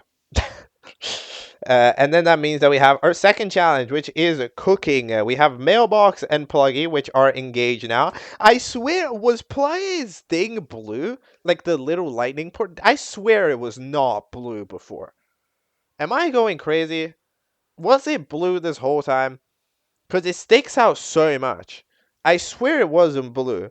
Like, it's not that it's bad, it's just that it's different, you know? So they're engaged because characters, like, I don't know, somebody. Like, 3 episodes into this series, like, you can tell, like, 3 episodes into the series, we randomly were like, all right, like, no, not 3 episodes. Like, as soon as we started writing episode 4, we were like, all right, boys, I forgot reality shows are like 90% just love subplots, so we gotta write those. Okay, sure. I mean, yeah, I get it. But I got to know that the other people in the society are also doing that. So they're having their bachelor and bachelorette party. Um, but then they have to cook food. Slicey has pretty much all that food already cooked because of the day, quote unquote, with scissors that ended in more records amounts of time. Um, and then CD ends up trying to be being the head chef of the girls' kitchen. However, the girls' kitchen ends up kind of being a disaster because Geode is kind of dumb. Dog collar doesn't have common sense. Like, it's interesting because you see CD is very all mad at Dog collar, but it's like, honestly, I get it. You know what? Yeah, if you think about it, this is the type of thing that happens. But I like being added onto this character. You want to know why? Because it's like, okay, if we're genuinely having a character here that is like added onto that it was created by the object king, so has a has some knowledge implanted onto them and some like specifics, memories and stuff, but like in general they've been ironed out for one thing, which means that the intricacies of words and stuff is pretty foreign, and also they have an accent. There might be some stuff, but like they're in general. So I kind of like this being like it's common sense, but it's common sense gets acquired when you live. So common sense gets acquired when you live, and Dog Collar hasn't lived, which makes it for a very interesting little situation where it's like, yeah, you know what? I don't mind. Usually I'd call them out. It's like, come on, why are we making the stupid character so unbelievably stupid? But in this case, it's like, yeah, you know what? That makes sense that that would happen, you know? I will debate something, however, is that this thing about the Dog Collar subplot is interesting, and I do like it. My main issue with it, however, arises from the other end, because Dog Collar is literally not the only character here. There's Lance. Lance is in the same situation. Yes, Dog Collar was created by the Object King to be a part of the show. Lance was also created by the Object King to be on the show. However, they are significantly smarter. Why? Like, what's going on? What is happening? Like, that's the type of thing where I don't understand it. Like, Lance knew how to play Tetris knew how to play tennis pretty well, right? And deservedly won the point, by the way. But eventually the girls cheated it out. But like, it deservedly won the point against the tennis racket, which means that Lance has got some skills and shit, right? But it's like, compared to Dog Collar, it's kind of weird how different of a world view they kind of have when like Lance is properly aware of the world, while Dog Collar feels so much less unaware of the world, even though they're both spawned in by the Object King. Like, it sort of gives it a non-thing, because I understand that Lance having a different plot arc, but it's also one of those things where it's like, bro, like it's kind of weird because they're both theoretically should be in the same boat, but they're not. Um, all right. Anyways, talked enough about that. They end up having dinner time. I basically the challenge is to simply eat as much as humanly possible. Like eat the first one to finish the plate wins. I'm gonna say I'm surprised that the girls made enough food. Because if you think, like, I'm surprised that the boys were in disadvantage simply by the fact that, like, Slicey cooked up like a 17 course meal earlier. But okay. Um, Eventually they end up having a bunch of stuff. The boys do pretty okay. For a bit. They're like kind of just vibing out.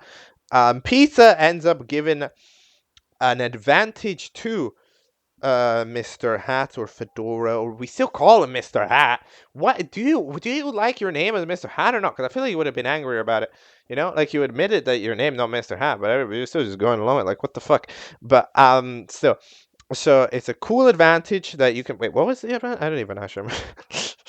uh, you can have a hint to a super immunity statue, which you play after votes are read, but you have to share the hint with a randomly selected partner.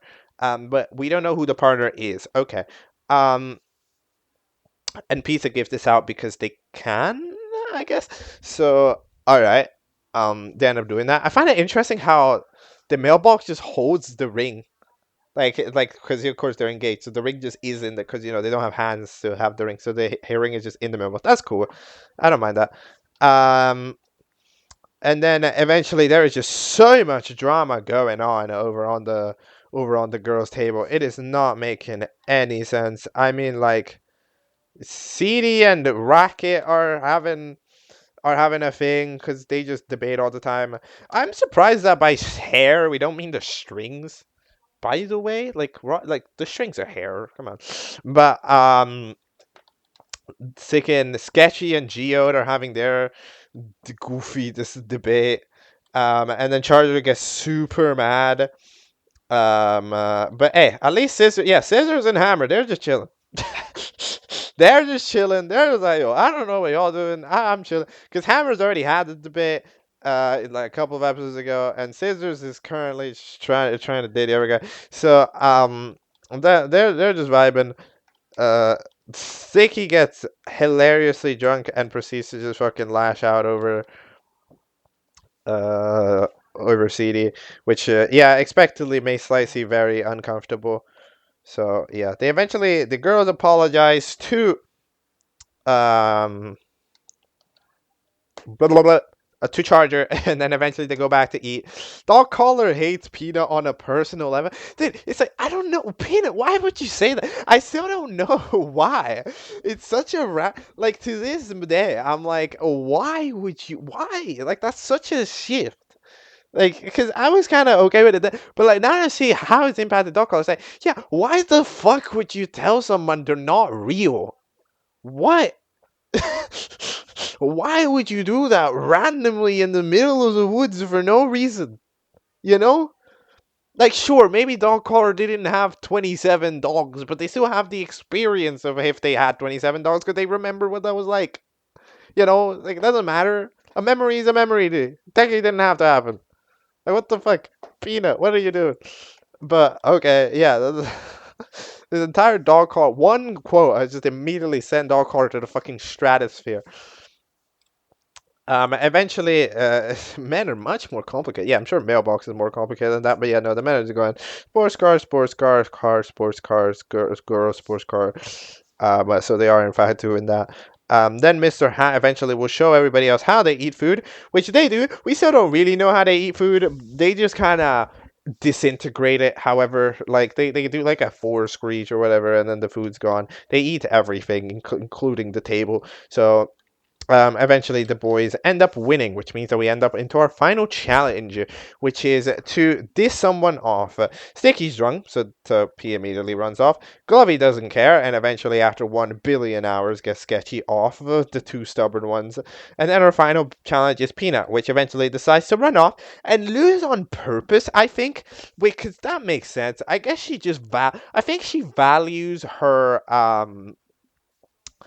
I think like I think the smarter minds are on the girls' team.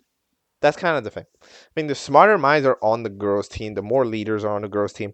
Like the boys are you. A lot of them are a shambles.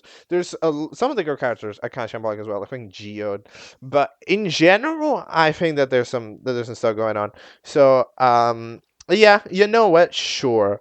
Eventually, Slicey decides to tell Sticky this. As soon as they said this, I was like, okay, see, he's getting out. Because he wouldn't write that the CD was still in. Because remember, he said, oh, I'll only vote this if you're out. But Slice said it mildly early. CD eventually gets out 3-2. Reki yet again survives by about an inch. Um, and right before CD leaves, they get back together. Let's go. Pretty epic gaming. So yeah, goodbye. Because we revealed about the Seraponiferum or whatever. But oh well, we're gonna have a situation because that team, because there's no CD, so that team, if it's three people on that team now, what is it? It's gonna be fucking USB, Slicey, and Sticky. That team's fucked. That team is fucked, bro. What the hell is gonna happen to that team? Oh my god, I have no idea. That team is so cooked. Because USB is not gonna trust Slicey anymore because Slicey said to Sticky, but Sticky's gonna hate USB now because of that. So there is a global disaster going on, right? So the idea would probably be that they get Sticky out because of whatever, which maybe, but then USB isn't going to trust Slice anymore, but there's no way that Sticky gets along with USB. In fact, USB might get fucking beat up by that point. So that team is going to be there's no way. If that team isn't up for, like, genuinely, how would that team not be up for elimination last time? Tell me. Like, USB is about to get beat up by Sticky. Slice is about to get beat up by USB. Like, it's gonna be a shambles. I'm telling you, I don't know how that team's ever gonna survive the next challenge. No idea. That team is dead. Dead on arrival. But okay then. Um Eventually CD gets out, which fair enough. Um Yeah, CD ended up not using the immunity statue. Honestly, I understand why not using the immunity statue. I mean, it makes sense. Of course, they didn't. The girls' team didn't have too much time to deliberate, presumably, especially because they're a temporary team. Um, so yeah, especially because there's so many characters from other teams that it kind of makes sense. So it kind of makes sense that you wouldn't as well from a strategical point, which CD is very strategical. Because if you think about it, on average, if there's 8 people to vote for, you're more likely to be safe than not. In this case, CD ends up being fine, but yeah, I personally would have also held on to it. If I was in CD's position, I would have held on to it because it just makes more sense. It really does. It makes more sense to hold on to it than to not hold on to it. Which just kind of gives off that's the same thing. So yeah, that makes sense. But yeah, CD's gone. CD's not managed to win a season, despite being one of the smartest characters in this season. CD's got distracted to the fourth order. So who does that leave? I don't know. Who is currently a winning contender? Because we're halfway through the season, not halfway through the season. We're halfway through the episodes to watch. So it's like I don't know who's a winning contender, bro. Who's a winning contender right now? I mean, I still think Sketchy's gonna go far somehow. He's gonna be the cool Paul that survives, in my opinion. But then it's like, Racket's too busy beefing. This is too busy beefing. Slice is not decent enough. Maybe Scissors. You know what? Scissors. Let's say Scissors is gonna go all the way. Scissors all the way. All right. It's finally time to talk about episode 6. Episode 6 is called Team. What is it called? What? Teamily Turmoil. Okay. Let's go. Okay, so I have just finished actually quite a bit ago watching episode 6, Teamily Turmoil. So indeed there's actually a lot going on in this episode. Again, the episodes are getting more complex. This lore and object kings and doors and other people and random gods and the mountains, the city and everything and the show and the bottle cap as well. There's so much going on all the time. This show is crazy, right? But yeah, so we begin here at the dinner table. Um, Over in the city as some people are hanging out. However, we start remember. Oh yeah, we remember CD because CD ended up doing a meeting with all the other eliminated contestants. Like, how do you deal with getting eliminated? I have never been eliminated, which makes sense. But the others go like, it's cool, because the other characters, again, these first boosts have been relatively solid in the sense that they didn't really care about getting eliminated. Like CD's the first character to be eliminated that actually felt like she was playing a game. While the other people were just kind of playing other stuff. Like Denshus kind of cared, but Denshus cared more about like having that friendship than the game itself. So it was kind of a thing, right? So yeah, then we have a couple of things. Oh yeah, Saki. That okay, so chaos starts to struck because Saki ends up getting randomly bonked on the head, which means that evil Saki is back again. To this day, I don't know why they haven't tried to invent something to get Saki to not, like get a helmet or something. A bonk on the head won't turn you into your evil self. Like okay, I understand you don't remember your evil self. Sure, fine. You don't remember your evil self, but other people know, and other people know what not to do. So it's like, please, bro, just go. Don't get bonked like on the head. Like get a helmet. We invented those, like surely. But okay then. Then, however, unfortunately, Evil Saki decides that they need to go get revenge on Door. So they're gonna do that, and the others decide to come in and save them. The other fellas at the restaurant. Why? Because Bricky said so, and Bricky said, well, everybody had the niceness of society. They said that Bricky learned other emotions, but despite the fact that Bricky learned other emotions, I still think there is one very main emotion going on in this universe. We're very much so focusing on joy here. Then, however, we have our competition. Okay, so we have our competition, which is a little, well, like it's gonna be sort of a side plot in the real game, in the real shit that's happening here. But Marble ends up being a co-host for this challenge, which is Family Feud. So Family Feud, how does Family Feud work? I haven't actually ever watched Family Feud because it's not a thing here. But I only watched like clips of people saying wrong stuff, and then it was funny. Which I mean, it is quite funny when somebody is wrong. That's haha. But basically, you buzz in, you say an answer to a prompt. Like we asked a random amount of people this, and then okay. So then if you get it right, you can answer and and you got 3 strikes to get the 3 answers correct. If you don't, the other team gets to go, and if they get it correct, they get a point. And if they get it wrong, or you simply get all the 3 answers correct, you get a point. Probably it's a little bit complicated, surprising enough to explain, but it's actually pretty simple when you think about it. And then here, 2 teams, 2 people were actually going home today, and they eventually vote on one team having 2 people eliminated rather than one eliminated from 2 teams.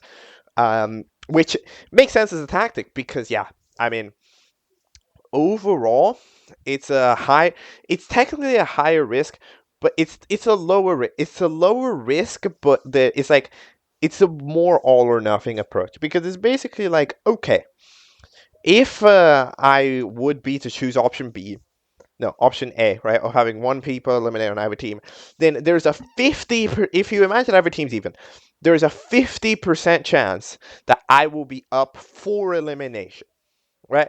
Which on average you don't like, because if you're up for elimination, you probably did something wrong, right?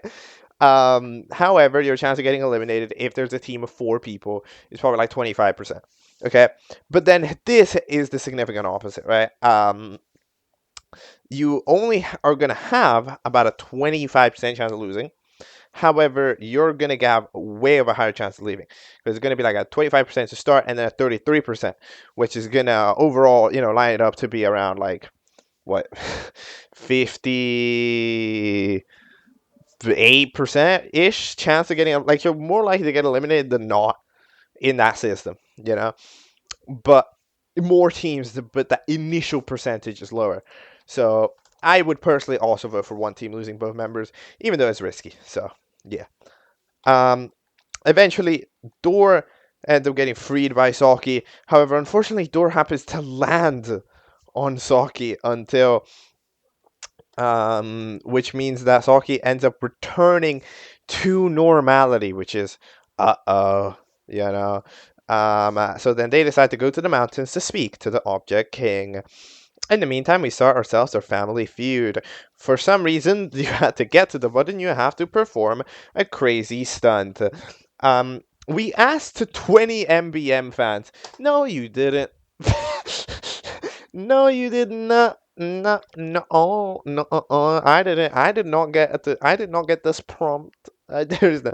I mean, no. Okay, I refuse to believe that we actually asked 20 MBM fans. But look, I understand. In the actual universe themselves, there are fans of the show. We get to see that very much so later in that there's a lot of fans of the show and everything. So it's like, okay. I would have liked some consultation, some viewer impacting the show, perhaps would have been fun, but okay, we go with it. Dog Collar ends up saying stranger first and gets it right.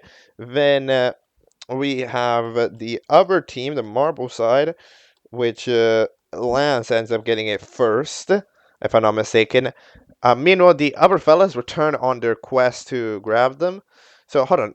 Oh yeah, the fucking this team ends up having the pretty shambles because so they end up just saying a bunch of things that can be a stranger, but then Pina's ugly face is a thing listed according to Dog Collar, which like is crazy. Pina just gets just catching strays in this episode. Like, nah, Peanut's cooked, you know. But okay. Um, and then Monster Energy. Door gets into town. I like how the Guardian, the fucking keeper, just like just buddies. Like, oh my god, it's Door. I watch the show all the time. Like, bro's a TV watcher, you know. Bro's just a fan. I wonder if he's so hospitable to everybody that walks by. Somebody like, okay, hello, it's you. I know you. You're the Pamburger. Like they seem like a chill ass. This seem like a chill ass dude. Um, but yeah, Door eventually gets by. Um, we end up having a couple of fruits that could be weapons, which they get correct. Um, and then, oh yeah, so in the middle of this, Glovey and Sketchy are so cooked. These two are the most bickering duo of all time, right? Which means that they're probably the most popular shit. No, I'm joking. So they're like they're just bickering. I'm not gonna lie. Yeah. Am I still confident in my prediction of Sketchy making it all the way? Like all the way. Like back then I thought Sketchy was making it all the way, like the finale levels. It's looking tough. It's looking tough, especially after this episode's elimination. I'm not really believing in the Sketchy game, but I'm hoping for the best. I'm absolutely hoping for the best here. So, um, yeah, but Hammer's just trying to deal with the two. For some reason, the confessionals in this shot are significantly zoomed in. They're like claustrophobically zoomed in that scene. I don't really know what's going on, but eventually the entire cast gets in. I like a okay, so Saki goes in to check with her old buddy. And then a couple of people come along, such as Charger or Pluggy and Button, because they just don't want to go see the Object King and like die. That makes sense. Meanwhile, the other fellas come in to go deal with the Object King. That's all fair. Um, then we have, I think, our final round. So if you're about to be executed, what would be your final words? The answer is that is the correct answer. What? Okay. Then we get to see Sketchy absolutely throw for the team, which is kind of tough. And then, however, the other team proceeds to throw even harder. We have a sketchy dog collar, which kind of they share a lot of similar vibes, but yeah, it was tough. Dog collars through eventually, somehow managing to guess Peanut's ugly face being correct. That was more luck than anything, and the first one was obvious. So I understand why. Oh yeah, go with the person in the streak, but sometimes you just gotta recognize that the streak was kind of bogus. It wasn't like it wasn't like that impressive. But yeah, you forgot to brush your teeth. That's fair. You probably haven't ever done that. In the meantime, 4 people end up making it to the Object Castle because Hot Sauce, the fucking celebrity, just ends up being stuck in the kingdom. Um, and everybody says, "Say the line," and then yep, they get to say whatever. This is what the life of being a celebrity is very complicated. We get to see some of the people in town, by the way, which is kind of fun. Seeing the people in the kingdom, you can see though it's not as developed. They're like still in a society and they enjoy stuff, but like they enjoy their life as much as they can, but yeah, in general, they're not interesting. I will say, it's interesting how there's a wine bottle and then there's a wine glass. I wonder if they'd get along. But, there's dominoes and everything. But yeah, those are cool characters. I wonder if they're recommended. The Object King happens to just demolish the Rubik's Cube. A couple of people end up getting freaking blended up. When Bricky stays for some reason. So Bricky decides to chill out, and eventually go find Door Bricky on their own. I know, right? Anyways, before all of that, we have ourselves the big old elimination which we gotta deal with. So, first person eliminated is Peanut. Peanut gets eliminated, which makes sense. I mean, Peanuts absolutely had it with this episode. Like, both rage quit and through, and is smart but lost, but has common sense, but it's dumb. Right? Like, it's so many things, this character. So, Peanut, in this case, gets eliminated, which, makes a lot of sense, but then it ends up being the second elimination, and then it ends up being Geode. So Geode, Dog Collar, and Mr. Hat. We know that Dog Collar dislikes Geode. Okay, or at least in this case, Geode is the most likely other person to get eliminated, and then Geode wants Dog Collar to get out. So then there's the question: will Mr. Hat pick who? Usually the idea is on Dog Collar, but eventually they try to convince a bunch of people before anything, such as a few things. Geode ends up saying something hilariously smart, like over smart, like, "Oh yeah, we're gonna enter a new phase in the game. Pick me, cause I'm dumb as shit." That's pretty much what Geode said. But okay then, interesting tactic. Yo, pick me, cause I'm dumb, and you can vote me later in like the important part. It's like, what? No, you were gonna switch team. Like if we're switching teams, we're not gonna be on the same team. It's like, I don't think this tactic actually works here from Geode, but okay. And then Dog Collars, I think correctly states like, "Yo, what the hell?" Well, like, "Yo, what the fuck?" Geode randomly became Einstein 2, picked up fucking the USB levels of skill. Like, yeah. But then Mr. Hat seems undecisive as they head to the confessionals. And Geode throws in the last spanner in the works. Yo, let's vote Mr. Hat. Which they eventually do. However, nah, it doesn't matter. Like the other vote wasn't for Geode, which means like it would have tied if if Mr. Hat had chosen Geode, because it would have been 1-1-1. However, so it was a bit of a gamble. Like, okay, it was a very good gamble here from Geode. No, actually, no, Geode's smart. This is a very good gamble because at the worst, it's a tie, right? Because we're taking the Dog Collar vote out of Geode, right? Um, and instead eliminate Dog Collar instead, because Mr. Hat ended up choosing Dog Collar. Would it have been better? Okay, maybe I don't. What is the best decision? Because at that point, I feel like Geode is very like Dog Collar is gullible enough to where it's like pretty obviously we're getting eliminated. Um, uh, Like, pretty obviously dog color's gonna go with what you said because like, oh, but like, so you could have just eliminated Mr. Hat. At that point, why not? I mean, okay, I don't know. I'm trying to decide if it's smart because Geode, with this decision, physically can ensure that Geo doesn't get eliminated. But at the same time, with this current system, it could have still been a tie, and then you realize that there was a betrayal, and then you're screwed. After, probably. Right? Or probably not. But yeah, actually, probably not. But you would have realized something. You would have been in at least a tiebreaker, right? And the tiebreakers in the show are stupid. They're like who was voted bigger by the fan base of 1912, right? So if you voted for Mr. Hat, you would have gotten Mr. Hat out. But you might like Mr. Hat more. But again, Doc Collar is really gullible. So I don't. Maybe you should have. Nah, never mind. I changed my mind. Gio's dumb again. Gio's dumb again. I thought it was smart for like 3 minutes. Now Gio's back to being dumb. Um, but yeah, Doc Collar's out. Unfortunate, man. Doc Collar was definitely one of my faves. Doc Collar was one of my faves. I found him fun. I found him a fun little character that I enjoyed. But no, unfortunately, they leave with their squirrel. And then we have ourselves the important scene, the scenes that matter. Okay. Um, so Sock goes into their old friend Yolk at like egg yolk, or like cooked. I don't. It's just like an open egg. I don't even know Yolky.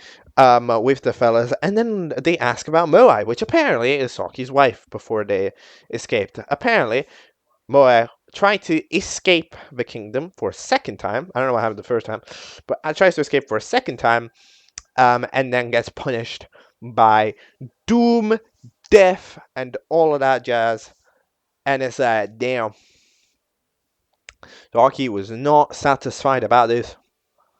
This almost made Saki turn evil without a bonk. I ain't gonna lie. Like they leave, bro. Like they fly away, destroy the house. So like it's a tough day at the office there for them, and it's like, they're dead. So that's a lot to deal with. And yeah, Button and I mean, disrespectfully surprised. Pluggy is more respectfully surprised, but eventually they all die because I think everything explodes on them. So Door decides to crash out right in front of the Object King. We have the parents of Door, so we're getting more discovery of the parents. Who are your parents? Fridge and window? Is that the parents? I don't really know what the parents are. I couldn't really understand. It's like crate? No, it's like a crate. It's like a metal door and a crate. So they make like a wooden door. I don't know. But either way, eventually Door tries to make it, but proceeds to proper lash out. You suck. You use your powers for the most selfish things. You made himself out of the sun. Like you see, he talks so much, and then it's like, look, I don't care because I don't have a reason to live, so I can die. But like I can die. I'm gonna state my piece. And the Object King, I mean, this guy won't listen. So eventually, Dora gets shot and slowly dies. Right after telling a story about a show that he really wanted to make for Bricky, to Bricky, and then he is dead. Bricky proceeds to immediately die, and then everybody else comes back. Bricky's very sad, which makes sense. And then the episode ends. Where? Hold on. No, yeah, I forgot about this. It's been like a little bit since I watched the episode because I had to go do some stuff for like an hour. What in the world is this? We're like Saki just ended up like in heaven. What is this place? Did you end up like in the after? Did you like get so mad you died? What happened? What in the world? You're just it's like a spotlight shine on you. I don't even know where you are. Because I mean, I almost want to think that this is like the alternate version, because it's kind of like the thing where when one of them isn't like, how does Saki work? Basically, is the question, right? Because there could be two versions of them, and then they get swapped in or out. Because remember, one doesn't remember what the other does. They really don't. Like they really don't. Like remember, for example, when we woke up here at the beginning, the Saki was, why do I keep blacking out and waking up in other places, right? So it's like they proper don't remember, which could make it a swap between the two, possible. Right, so this could theoretically be some sort of area where the Saki who is currently deactivated would be. You know, I like that idea. However, at the same time, I don't think it could be that idea because the Saki that is there seems to be the normal Saki, right? While the Saki that's currently on Earth, though, is also the normal Saki, right? If this was evil Saki, then that would be what I think. It's like, okay, you're currently on standby, so you're here in this empty void, as sort of the blackout dimension, right? Which would make sense. So that's all cool. However, like, yeah. So then what is it? What the hell could it be?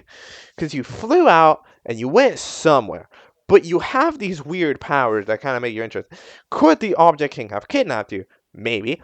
Um, because that is a thing. Because okay, while this fella is pretty powerful, the Object King is more powerful. I don't gonna be more powerful. Gonna be whatever. Saki's just weird. Fell into acid one time, became Super Saiyan, right? It's kind of like Spider-Man get bit by a spider for some reason, then he gains superpower, right? So that's what's going on. Probably that the Object King might have taken note.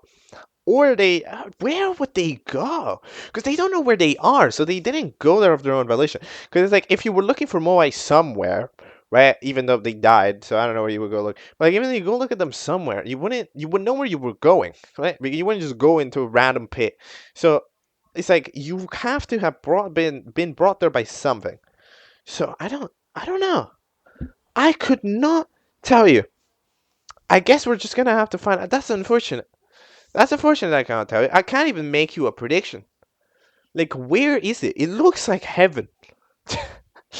It looks like the afterlife. I'm telling you, bro. Like, I don't know. That's unfortunate. Well, all right. That is the episode. This episode is crazy. I mean, the competition takes a little bit of a backseat, but we eliminate two characters that don't really matter that much. They were kind of bickering. Like, they don't matter. Okay, Dog Collar was my G. I really wanted Dog Collar to be on. I wanted to see Dog Collar train a pet. Come on, dude. That would be adorable. Imagine, imagine, imagine if Dog Collar met an actual cat. That would be the best thing that could possibly happen on her. That would be the cutest thing. It'll be like, yeah. you know? But I guess you don't have to see that. And then Peanut was just Peanut. So yeah, I mean, the show keeps evolving. We're gonna get more Saki subplots, probably. I don't think the other people. I don't know what they would do. I mean, at that point, we've already figured out what's gonna be doing, right? So presumably, episode 7 should return back to the conversation, but it's so long that it makes me think that it won't. I think it's the longest episode to date of MBMB. I don't think it's longer than the finale of MBM, but it's the longer. Wait, how long is the finale of MBM? It's like 30. It's like 29 minutes or something. Um, but it's the longest episode of MBMB.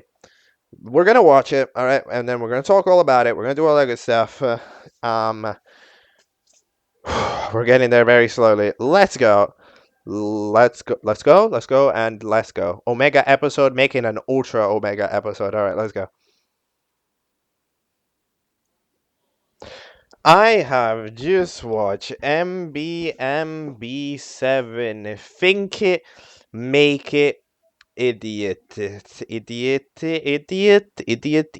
I feel like there's a pun somewhere in there that I'm not managing to make out with the words. Anyways, oh my god. That episode, honestly, more than any other episode, that episode feels so full. That's the thing about them. These episodes have this way of feeling full in a way that is so difficult. Because like there's so many things that happened in this episode. It feels so full. And it's not like it's not gigantic. It's not like 40 minutes. You know? It's like roughly the length of a time of a very condensed reality show, right? But like it manages to fill it up so much. That is one of the things that I've been impressed with that watch this. So it's so jam packed with content. Like stuff is happening all around and it makes sense and it's smart. Like the writing on this is honestly good. Okay, well, look, I think the writing style of this is very good. In the writing itself, I do like it, but of course there's certain things that are I hear they're a little bit weird. Let's start at the beginning. So at the beginning, we end up having actually. Oh yeah, the mystery box. You see, I already forgot that. So the boxes, we get to find out that the boxes they move, they talk, they have legs. They are pretty much the same thing. What the Object King has done was pretty much create a box that grants any wishes that you want on command. However, they are also living things that can do what they want technically, but they're structured to be a box. um, which means that they live. However, of course, that makes the interesting contradiction of even though they're supposed to be owned, they are technically a person, which is slowly but surely. I feel like this is a very gradual setup to a big problem. It's gonna be like the winner is gonna be announced, and the box is just gonna go like, no. What if I don't do that? What if I don't award myself to you? What if I'm not a fucking stupid object that's just supposed to be there, right? Like I feel like this is just the thing that's going to happen, you know. And that's sort of concerning for the future of the show. I'm worried about these bosses because these bosses are so retaliating. Now, that is happening so much.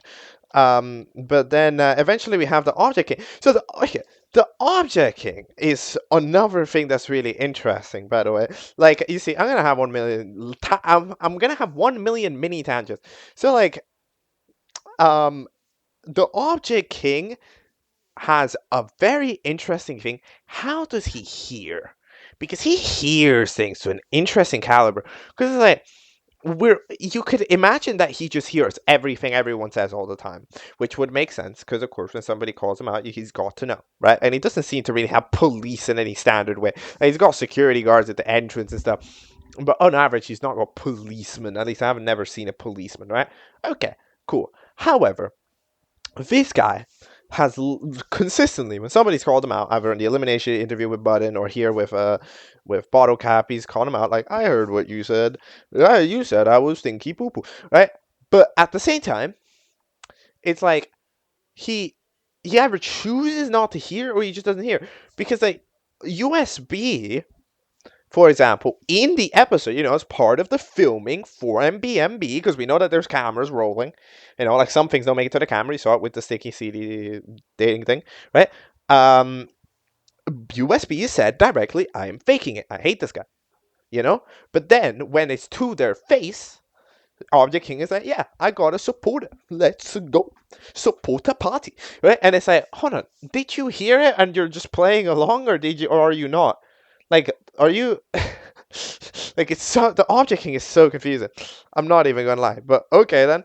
Um, we end up having ourselves here an interesting little thing. So you can kind of tell what's going on here.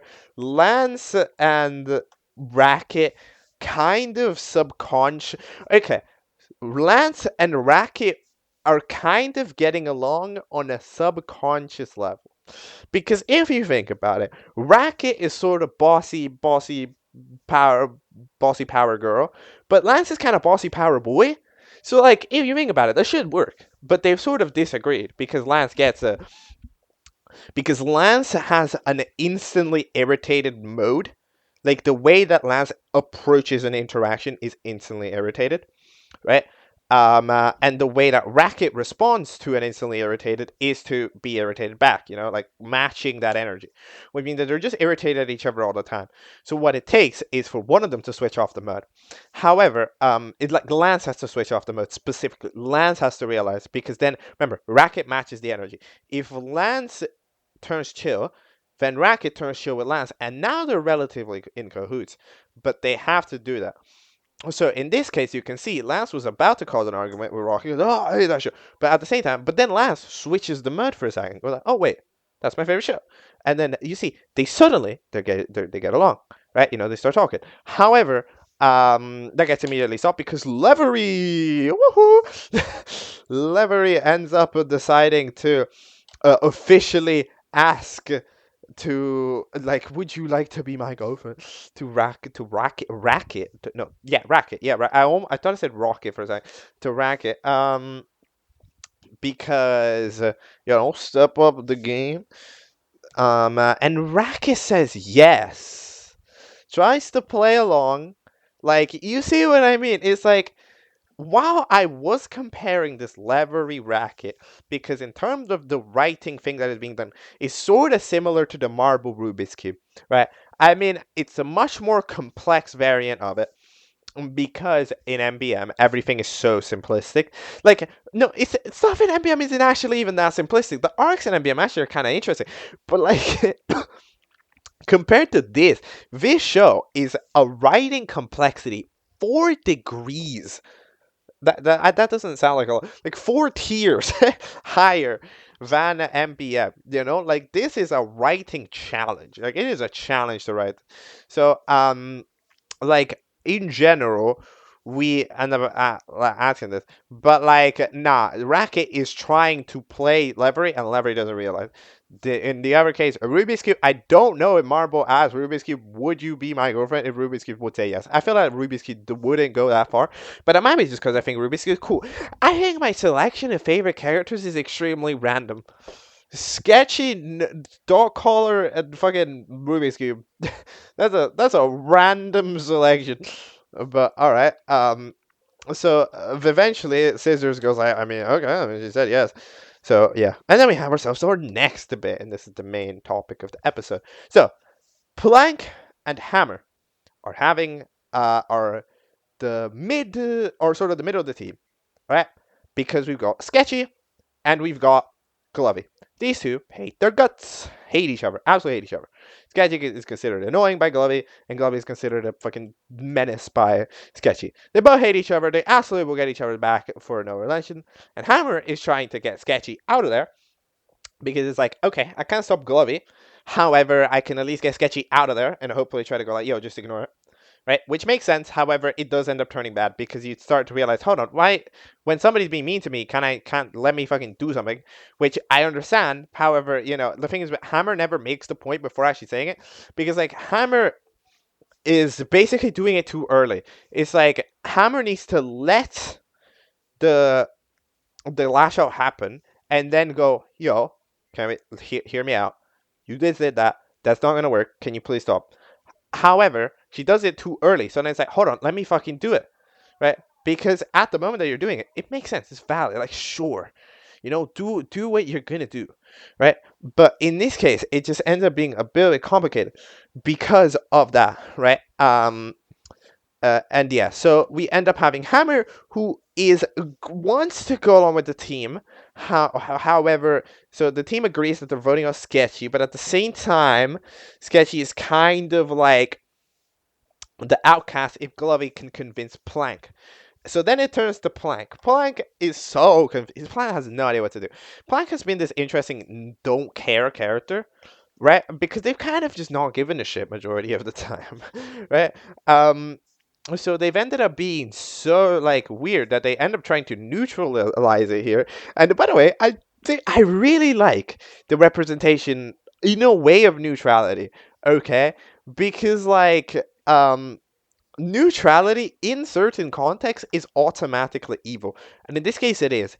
If you do nothing, that automatically sides to a side, right? Like that's one of the things that is something. When you have to pick a side, by not picking a side, sometimes you end up not picking a side is picking a side, right? And in this case, it's that, right? Because you side more with Glovey by not supporting, because we need people, because Sketchy needs people behind her back. So by not doing anything, you're going against Sketchy, not against Glovey though, which means that Glovey, who already has the usual support, ends up being on the favorite side.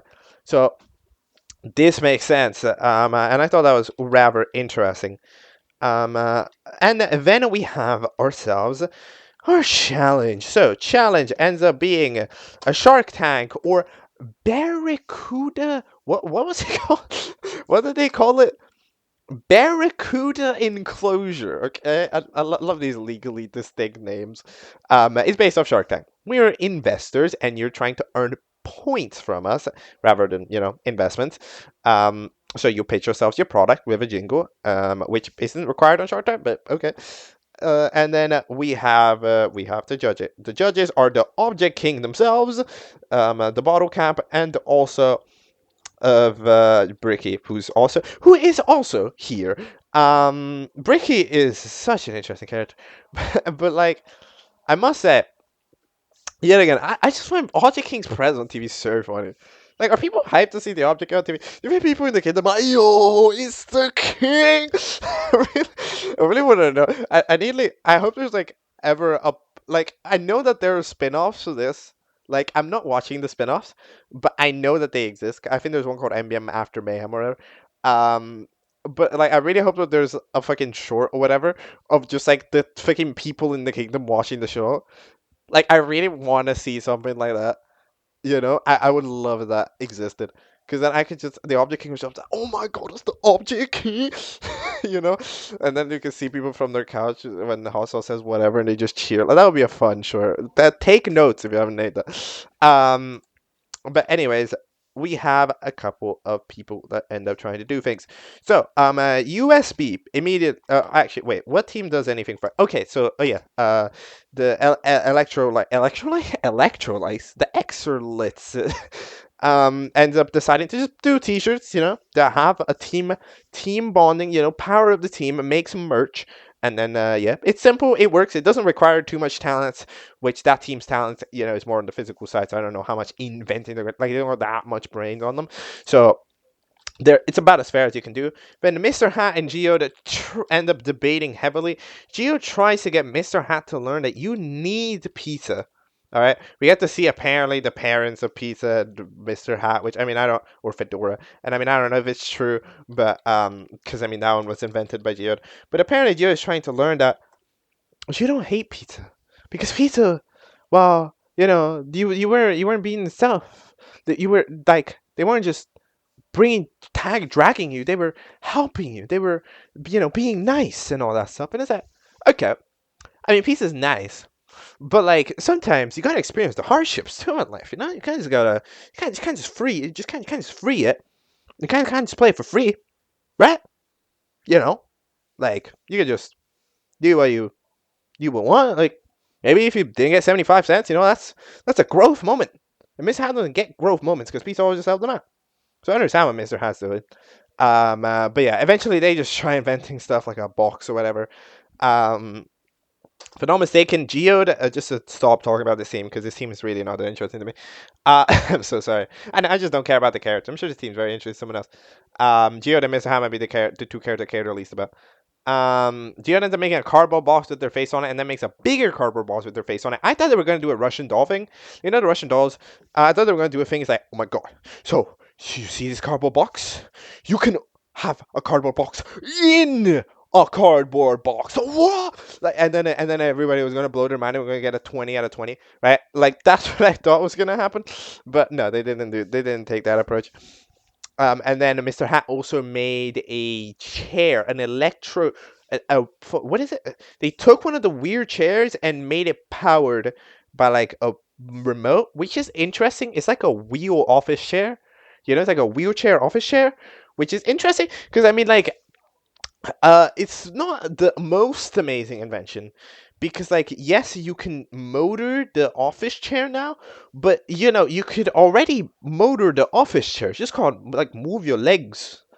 You know, like that's a thing that you can do. Like, just you know, bring it forward, right? So it wasn't like that crazy.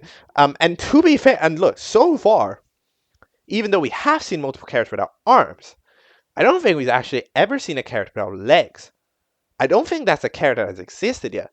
Not even in the background. I don't remember seeing a character without legs. Do they? Nah, there's no character without legs. Right? Because there's no flying character. Has there been a flying character? No, Object King never made one. King, what are you doing? Make a flying character. What are you racism? So then, anyways, USB gets the fellas off to their basement. They can't check anything out of their evil lab. And except other stuff. So then Scissors ends up choosing to tag along because their team is making fucking shirts. So they end up going into the secret lab. In the meantime, okay, yeah, Hammer manages to implant the thought in Plank's brain, right? Because it's like, hey, how would your sister feel about us mistreating it? And it's like, what the fuck? You be missed. You be missed. you be guilt tripping me. And it's like, yeah, that is kind of fucked up. Hammer's tactics have like so not worked. Hammer has been demolished by this show. You know, like Hammer has been cooked by this show, just like on a spiritual level. Like I don't know. I feel Hammer. If Hammer makes it near the end of the show, like she's gonna arrive to it with like 400 battle scars, just mental battle scars. Like she's gonna be a different person than when she started. You know, in the craziest way possible. Um, but eventually in the lab, as we have a couple of people choosing junk, so they're gonna choose junk. While they're choosing junk, Scissors decides that they're gonna do something romantic. You know, gonna do something romantic. I don't think they ever went out on that second date. I think this is just really awkward. I think this is just extremely. I never saw them going out on the second date, so I think they're still in cahoots. And like, yo, I go out with you again. It's like, okay, I know I like barged out on you and didn't eat any of your food, but sure. So now, I don't really know. Like they're a thing, but they're not a thing.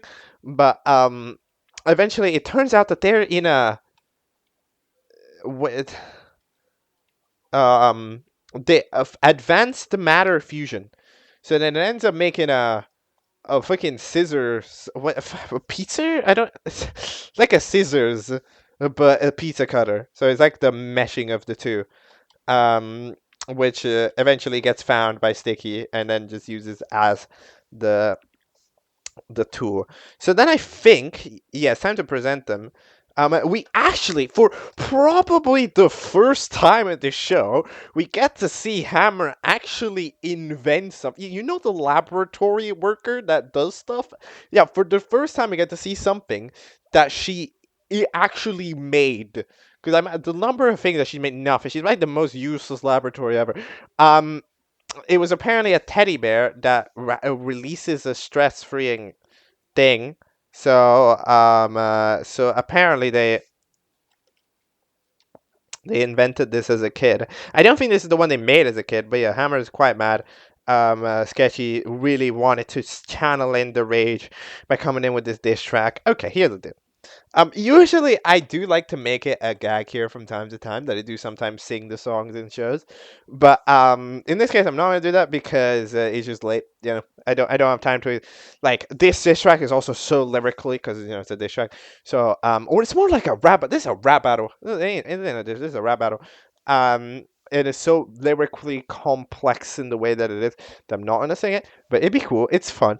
Um, I do enjoy that it starts off more lyrically like cahoots.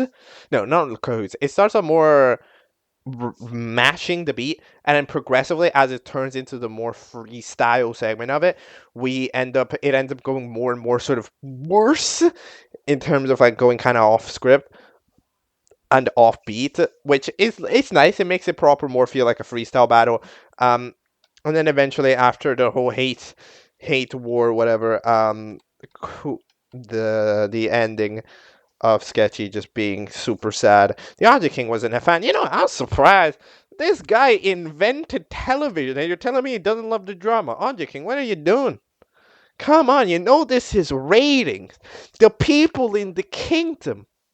Think of the people in the kingdom go like, yo, we're gonna be chanting this in the streets. Come on, Object King, what are you doing? Think of the people.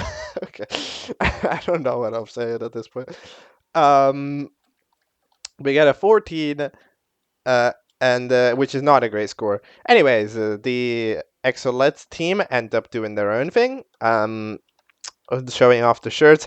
Levery's shirt shows them and Racket kissing, but remember, Racket has to play along. So Racket is really getting tested how much she's going to be playing along. And she's playing along a lot. I'm worried about her in the same way that like she thinks, like in a way, she has so much control over Levery that she's kind of losing control of it. I'm not even going to lie. If Levery wants to take it to the next step, after the next step, we might be cooked over here, Racket. I'm not gonna lie. But eventually mainly with their chant, they end up getting enough points. Then the herders invent the pizza scissors, which are the combination of the pizza slicer. If you didn't say the scissors and the pizza slicer we're gonna work together. Oh, look at that invention! That invention's fire. Um, and then this jingle is just the song from Sticky, which is pretty nice. I was worried about that, but yeah, that's a good invention. So then we have our cardboard box from Geode, which proceeds to get like no points. However, eventually we discover, did you know cardboard boxes can do a lot of things? Like be a box, like be a platform, like be a stool, like be a mat.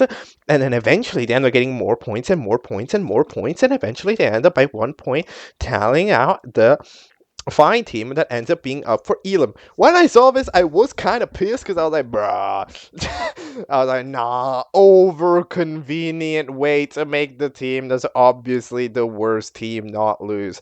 And yes, it's 100% that. It's kind of bullshit. Come on. I mean, like, I'm personally of the opinion that the team that is the worst team should lose.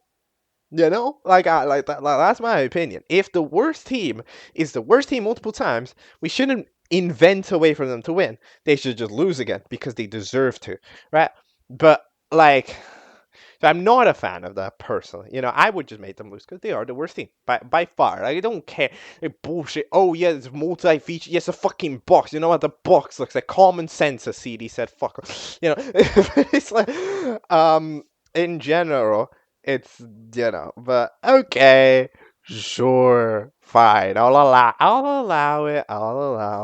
But it is kind of bullshit, and I'm not a big fan of when shows do. It's too convenient. It's like annoyingly convenient. But then eventually Hammer goes, "Sketchy, did you feel good about that?" No, not really. Um, but then Bricky talks about door. To Plank says, "Hey, um." But nobody on the show knows that Door died, which is interesting. But I wonder if he'll spread. I wonder if he's gonna spread the word. Is he gonna spread the word? Is this guy gonna spread? I'm actually curious. But anyways, he goes that we were being too cruel to him. Here we add is just because we didn't like somebody doesn't mean that we should just be mean to them and lock them up forever. And Planky takes that as a moment of reflection. Because in a very offshoot way, that is what they've been doing to Sketchy, right? So after the elimination, Planky ends up turning on Glovey alongside Scissors, which no, alongside Scissors, alongside Hammer, which already was doing that. So Glovey gets out by simply being overly mean, like just sort of being overly mean. Sometimes, like, here's the deal: you can be a tactical player, but you gotta be a tactical player that like everything has its own balance. You can't be a tactical player that's too nice, but you can't be a tactical player that goes fucking all guns blazing. Like, it doesn't work. It doesn't work. People are just gonna start hating you because you're just fucking shooting everyone all the time, right? So that's kind of what Glovey's problem was. So yeah, they get out, and then Sketchy ends up saying something. But I'm sorry, it's just so. What's the funniest moment to me? Hearing that Sketchy got rejected and in fucking first grade by F11 key. What? Who?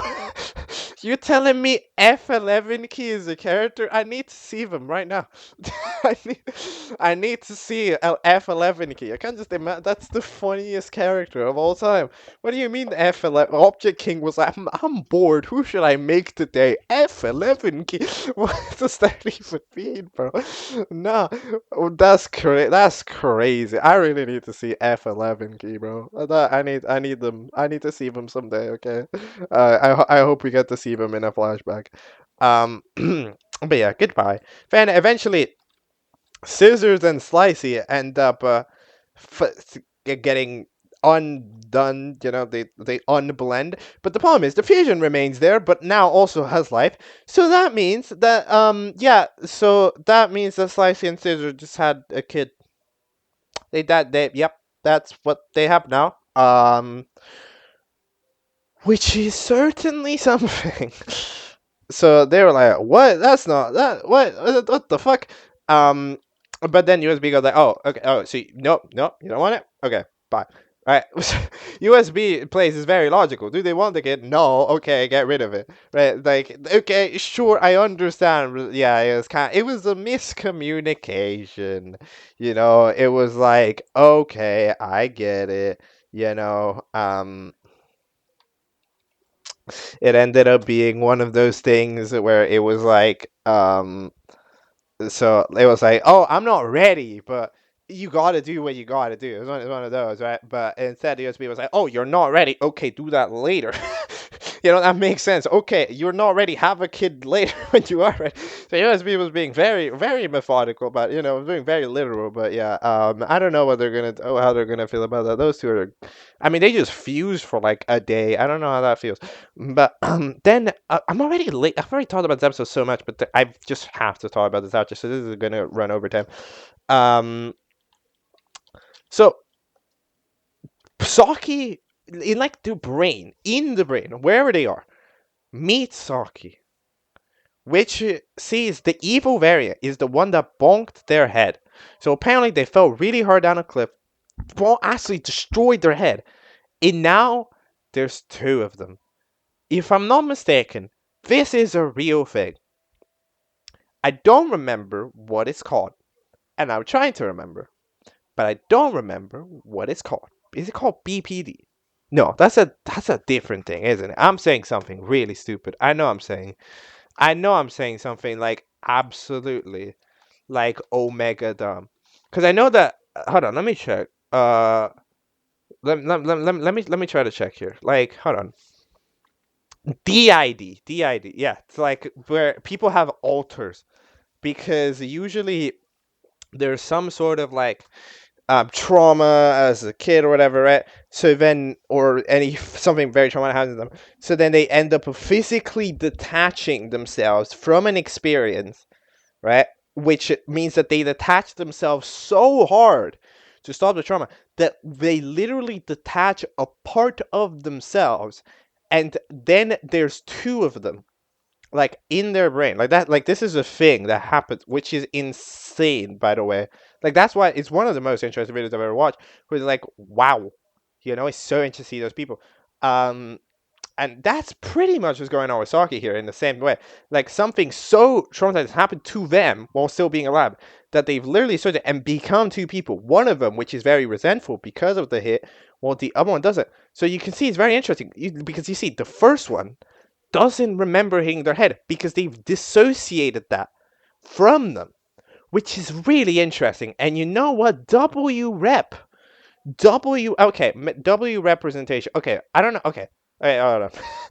I don't know if it's W representation because we are implying that the alter of you is going to be an evil psychopath that kills people. Okay, so maybe not W rep, but it is representation, which I think is interesting, and I do think that it is cool. I like this as a writing thing. It's very different. I don't think I've seen any other object show take on a character with that, but that is extremely interesting, and that warrants me talking about it for more than I should. Right? So that's interesting. I'm curious where that goes. I'm curious what Sar's going to learn about themselves there. But all right, it is time for episode 8: Partners in Crime. Go.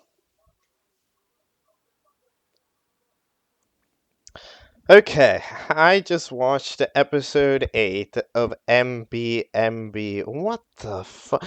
Only, like, okay, this show is unhinged to a level I don't think I've seen a show be unhinged. This is like the type of writing that's like, oh my god, what? You can write that?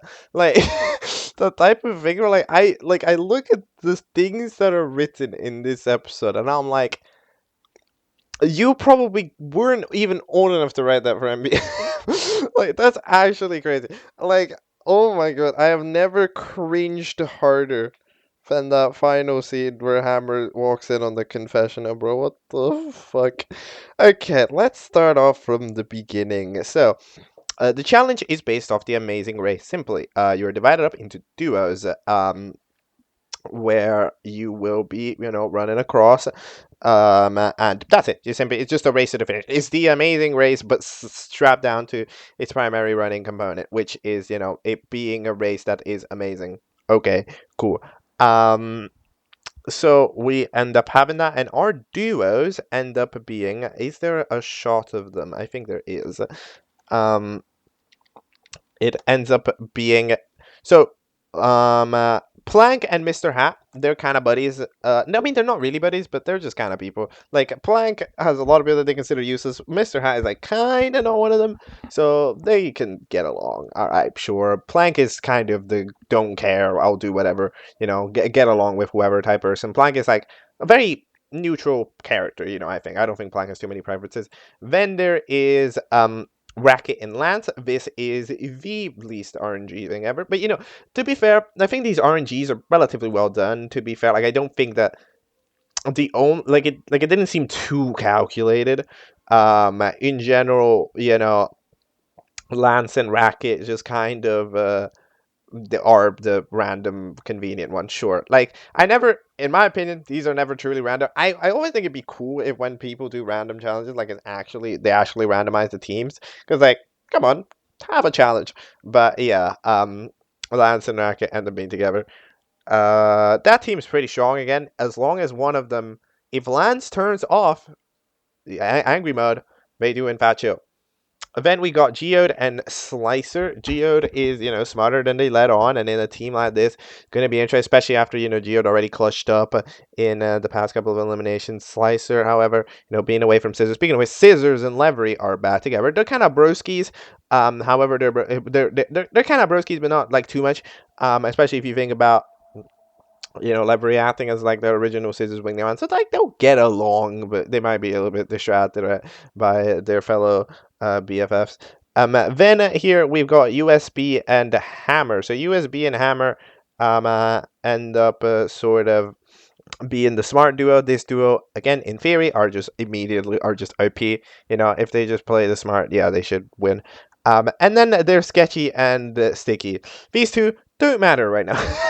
In the nicest ways possible, we have done the Sketchy arc right now. So for a couple of episodes, Sketchy really isn't the theme, and you can tell by how they're paired up with Sticky, who also hasn't really mattered for a while since the whole CD thing. Sticky has been way, way, way, way on the back burner. So so far these two seem like they're directly in the not mattering class. So they're just gonna get by, and in fact they get by with pretty much no screen time. So then they end up running. USB decides to glue over Plank by using, a glue invention that they have. USB is so unbelievably over smart. USB is like so like I don't even know. Hold on, by the way, so they just this I love you. USB is so stupid.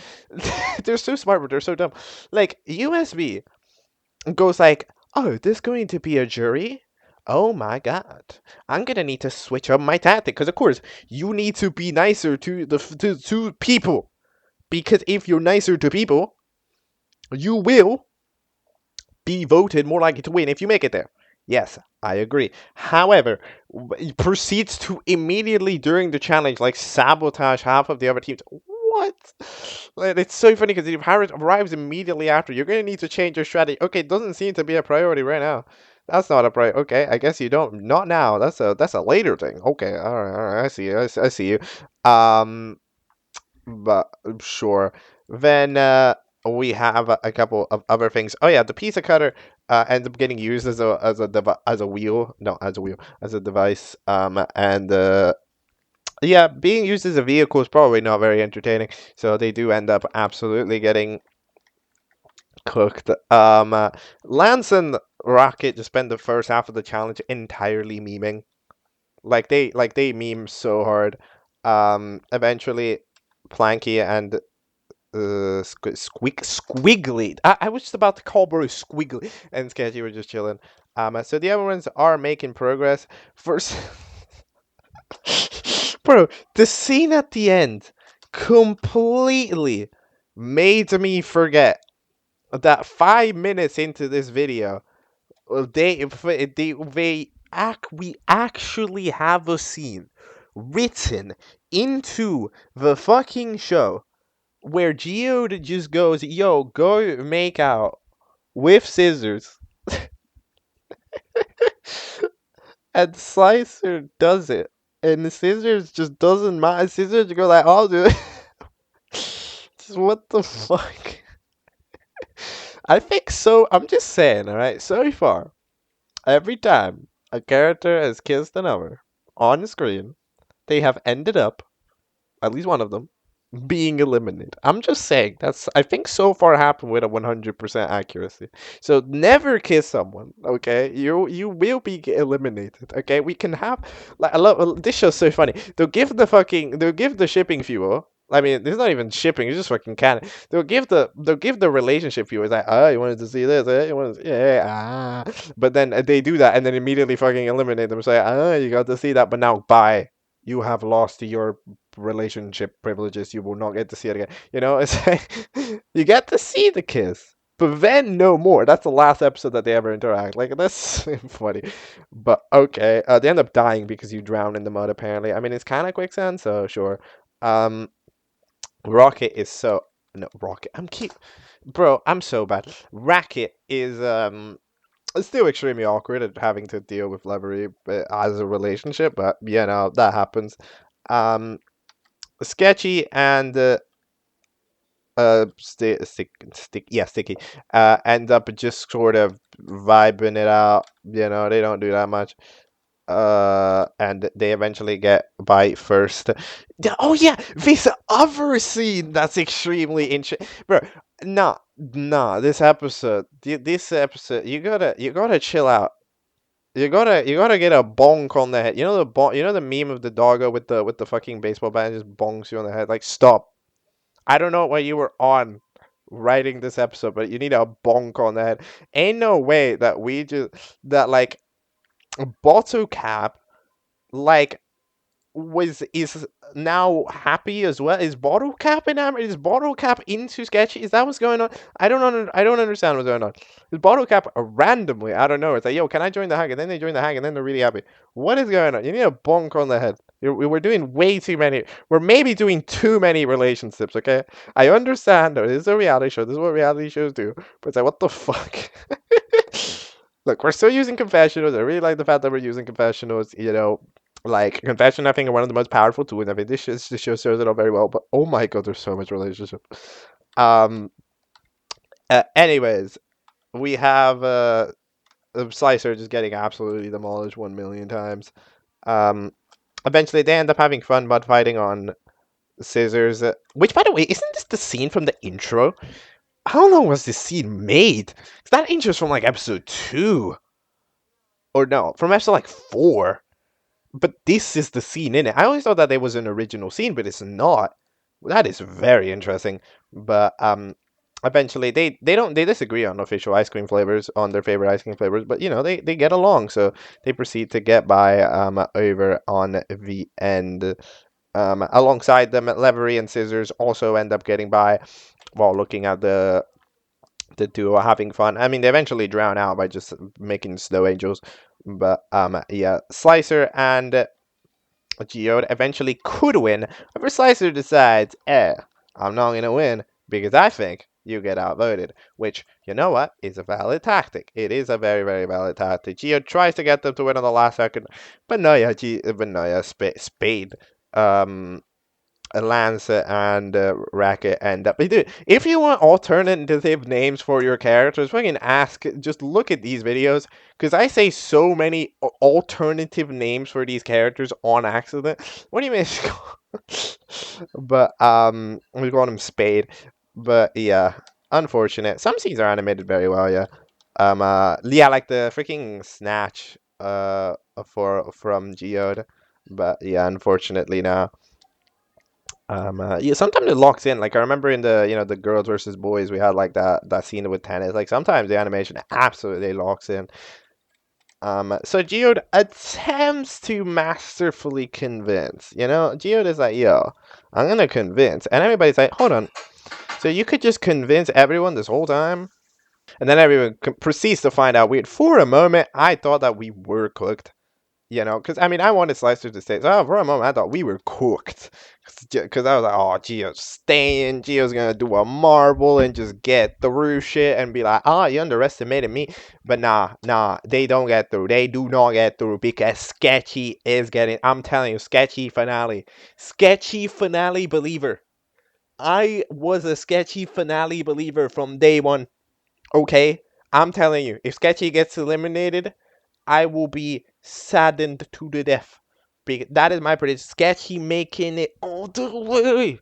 Okay, anyways, um, we end up having USB doing a little bit of a science alliance, and then eventually, Sammer decides to trust USB.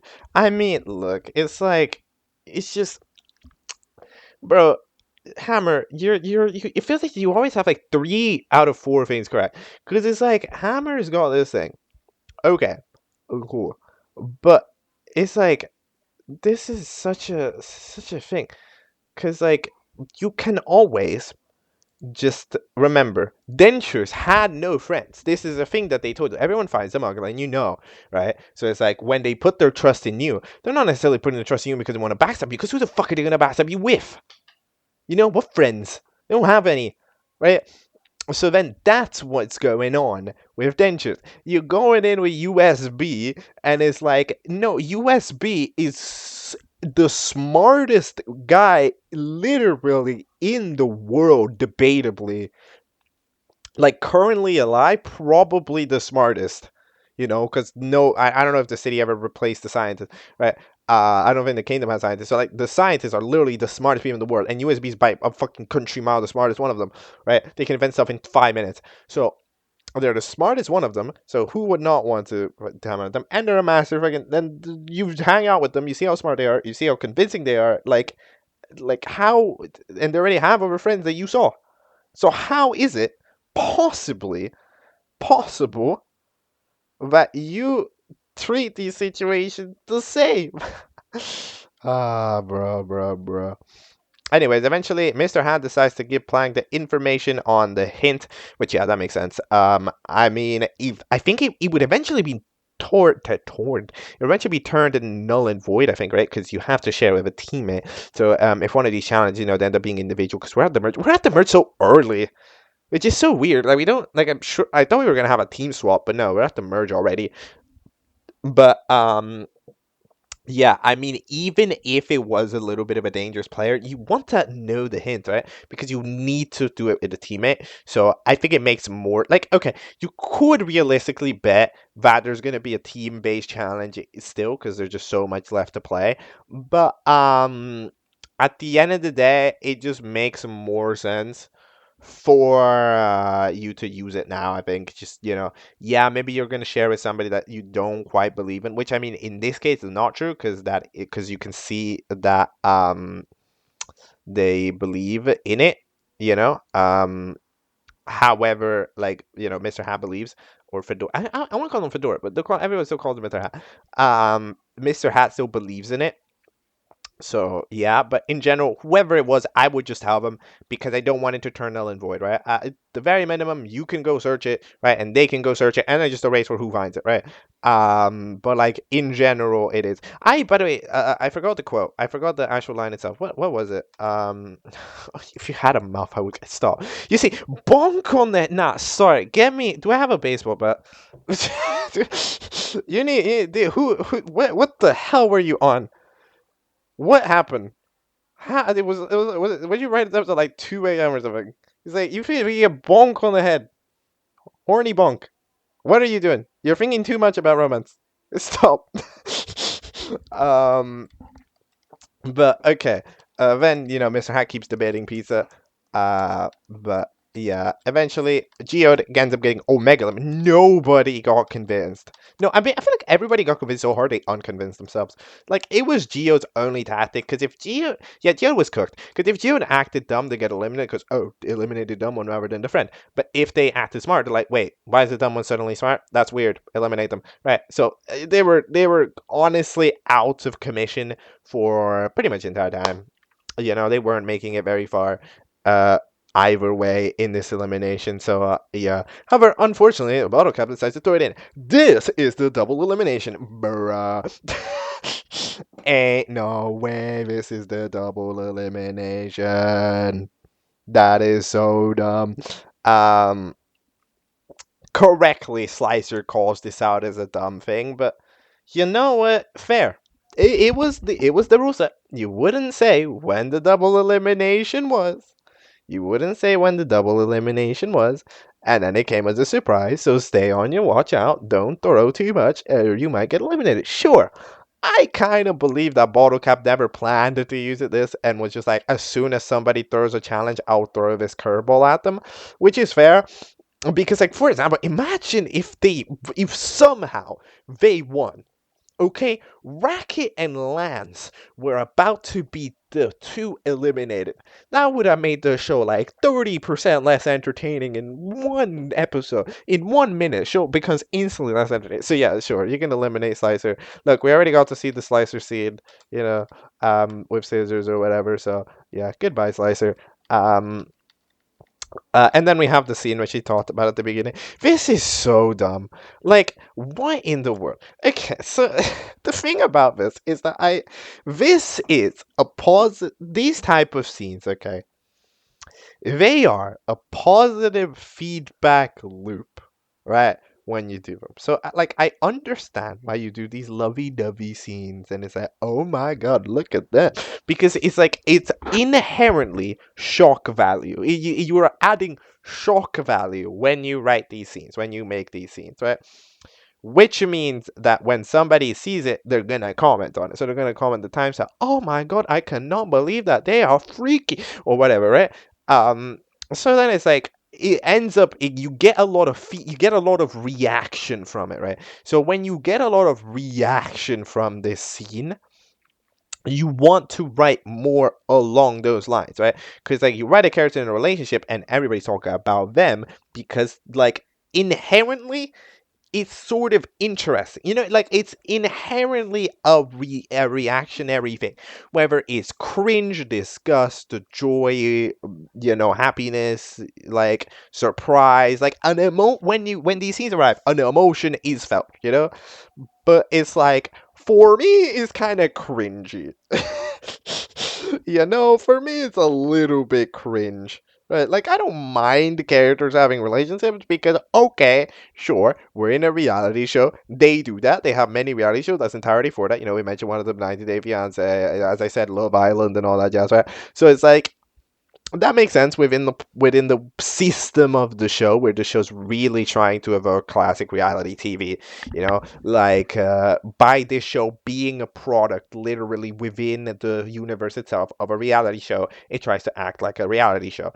Um, but like certain scenes, like that one of Hammer peeking in on whatever the hell those two are doing, it's like, bro, that is like it's a step insanity. It's a step beyond, I think, into straight up what the hell. This show probably, like, the thing about it is that when you do this, you gain the reputation for doing this. You're being like, this is the free show, right? And it's like it makes sense, but like I'm not sure if this is the reputation you want to have. Right, because like it ends up being a concern because it's even written into things that don't really matter. Like we did like in a show that's already so unbelievably overwhelmed with weird lines, right? We randomly have a line where Plank's like, "Oh yeah, Mister, I will kiss you." Like what? That is so random, right? And it's like it's immediately so, and it invokes the shock value. If you look at the comments, which I checked for a moment, like you will see that it's mentioned because it's a shock value moment. But just because like it's a shock value moment, but eventually you'll get known for this. But that will pry away, because the thing about it is that if somebody finds it not good, if somebody finds this not good, then they won't say it to your face. They will just cringe and move on and not recommend it and do all that stuff. So I don't think it's a reputation you want to have, because for anybody that isn't really into seeing that, then they into seeing those jokes, then they will sort of pry away, right? Like the comments that you get are the people who did react, but the people that reacted badly are just going to leave you silently. So I don't think that we can exaggerate too much. And I think that this show might be exaggerating a little bit too much with the romance. All right. That is my opinion. Either way, let's keep it moving. Episode 9 is titled Sketchy Situation. Let's go. I'm worried. Sketchy, don't get a limb, please. Okay, let's go. Hello. I have just come back from watching MBMB 9. Sketchy situation. Wow. I mean, things have definitely been evolving. If you're curious, these last two are going to be very nighttime. This will be very nighttime. It's currently midnight, by the way. Did you know it's midnight right now? And I got to episode 10 to watch. So you will get to see my nighttime thoughts, alright? So I don't know if nighttime means more or less unhinged. I don't know if I'm like more honest or less honest, but either way, we have ourselves an episode where we start off with, well, we actually start off here with the main topic of the episode. So um bottle cap uh a towel is fuck, I don't, bottle cap is like enamored, has a crush on Sketchy, okay, and then proceeds to ask the mystery box some questions because the mystery box has tons of power. So the mystery box ends up doing that. But before that, Bottle Cap ends up just straight up asking, "Yo, mystery boxes, do we ever get together?"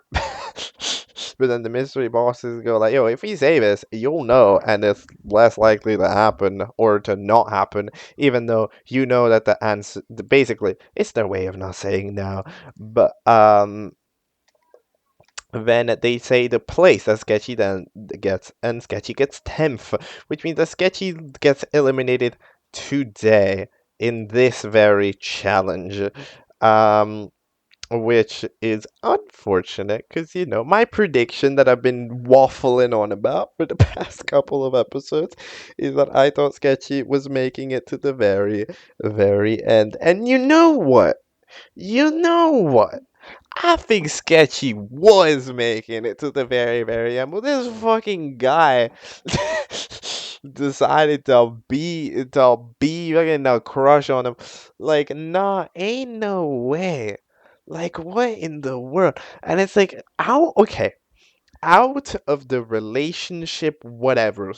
Okay, this one is, but like, I feel like to me, this one is by far the most random. I it's just random. I don't know. Like, I didn't see Bottle Cap having too much of a connection with Sketchy for the past like 7 episodes. Like the first time that I even remotely that I even remotely noticed this was in episode 7. Well, no, it was in episode 8. And then in episode 8, where when the hug arrived, that's when this was suddenly established into the timeline as a thing.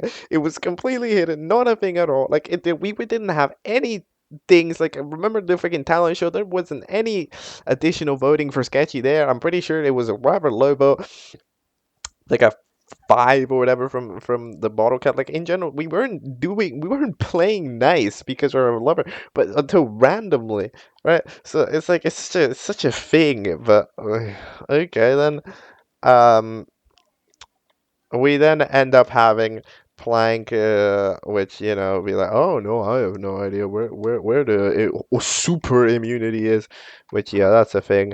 um and then we have ourselves a challenge. So the challenge is picked by Glovey because of the After Mayhem, which I again haven't watched. I haven't watched After Mayhem. Not technically. I mean, it is canon, but it's not. It's not part of the things I gotta watch. Because it didn't get an episode, and I'm already watching a lot. Okay, come on. Are we really gonna complain that I'm not watching the fucking spin-off show when look at this video's length? It's the second longest catch-up ever. Okay, like, come on, please spare me a break. Um, but we end up having the challenge being based of Big Brother, or whatever it's called, bigger. What is it called? Older sibling here in this timeline. So if you win, you are the head of hotel, and then you get to vote two other people to be up for Elam. But then they do a power veto challenge, and whoever has the power veto can veto one person that will be safe, whether it's themselves or somebody else, and then the new house will add one extra person. That is the logic. That makes sense. Okay. Um, But then it's here's the deal. This set of from like 450 to like 750 is the most is like if I was saying that you need a bonk with a baseball bat earlier, you need a bonk with a refrigerator. What the fuck are you doing? Please. What is happening to this show? We can't be doing the characters already have enough direct romance, Like it's already pretty fucking direct in this show. But we are just going in with the fucking innuendo gags on the side. There's like two or three of them in a speedrunning amount of time. Um, and it's dude, it's like, what in the world? This is extreme. This is extreme. This show, you see, this is what I mean. This is what I mean. I think this is what I mean with what I say. It's a positive feedback loop because you do it once and then you get a reaction from it because it's shock value. But then you think, oh yes, people love it, so I'm gonna do more of it. And then you end up doing more and more of it. And then this ends up being an extreme. Like this is an extreme, dude. And it's like, what in the world?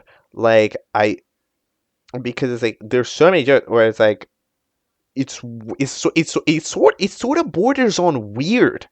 You know, it's kind of bordering on weird. Like, if a 13-year-old watches this, I feel like it's kind of weird, no? I mean, they get it; they'll find it funny because, haha, teenager humor.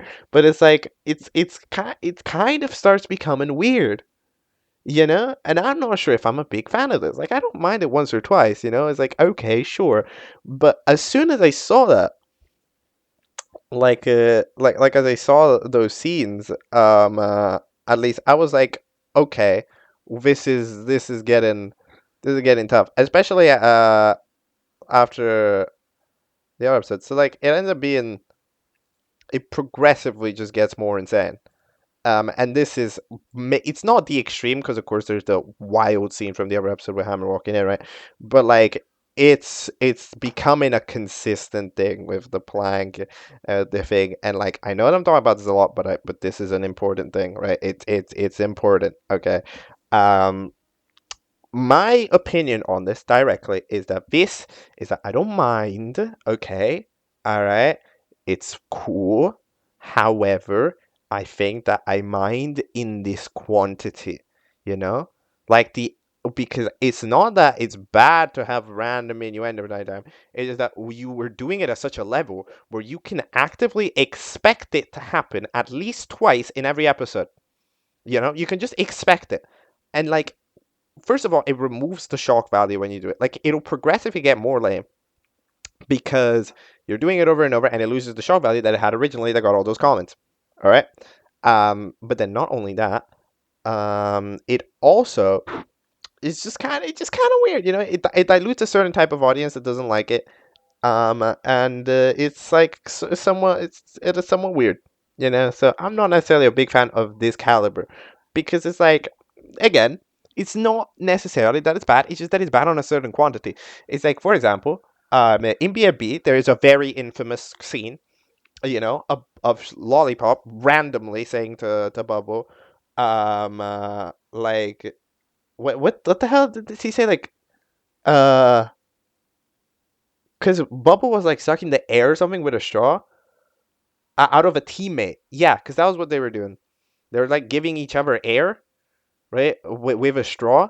But then Lollipop was like, no straw needed. And it was like, okay, I see, I get it. And it's that is one of the most infamous lines in BFB. Um, and it's because it has such major shock value for existing, right? So, for example, if I'm not mistaken, there's a compilation of uh unhinged object show moments or whatever, right, of that style, but has like I think probably over 1 million views. Right? It has like 100,000 views at least, and it's like because those are major shock value moments in their respective shows. So you can do that. It's not like it's okay. You're feeding the audience every once in a while, but it has to be every once in a while. You can't just do this constantly.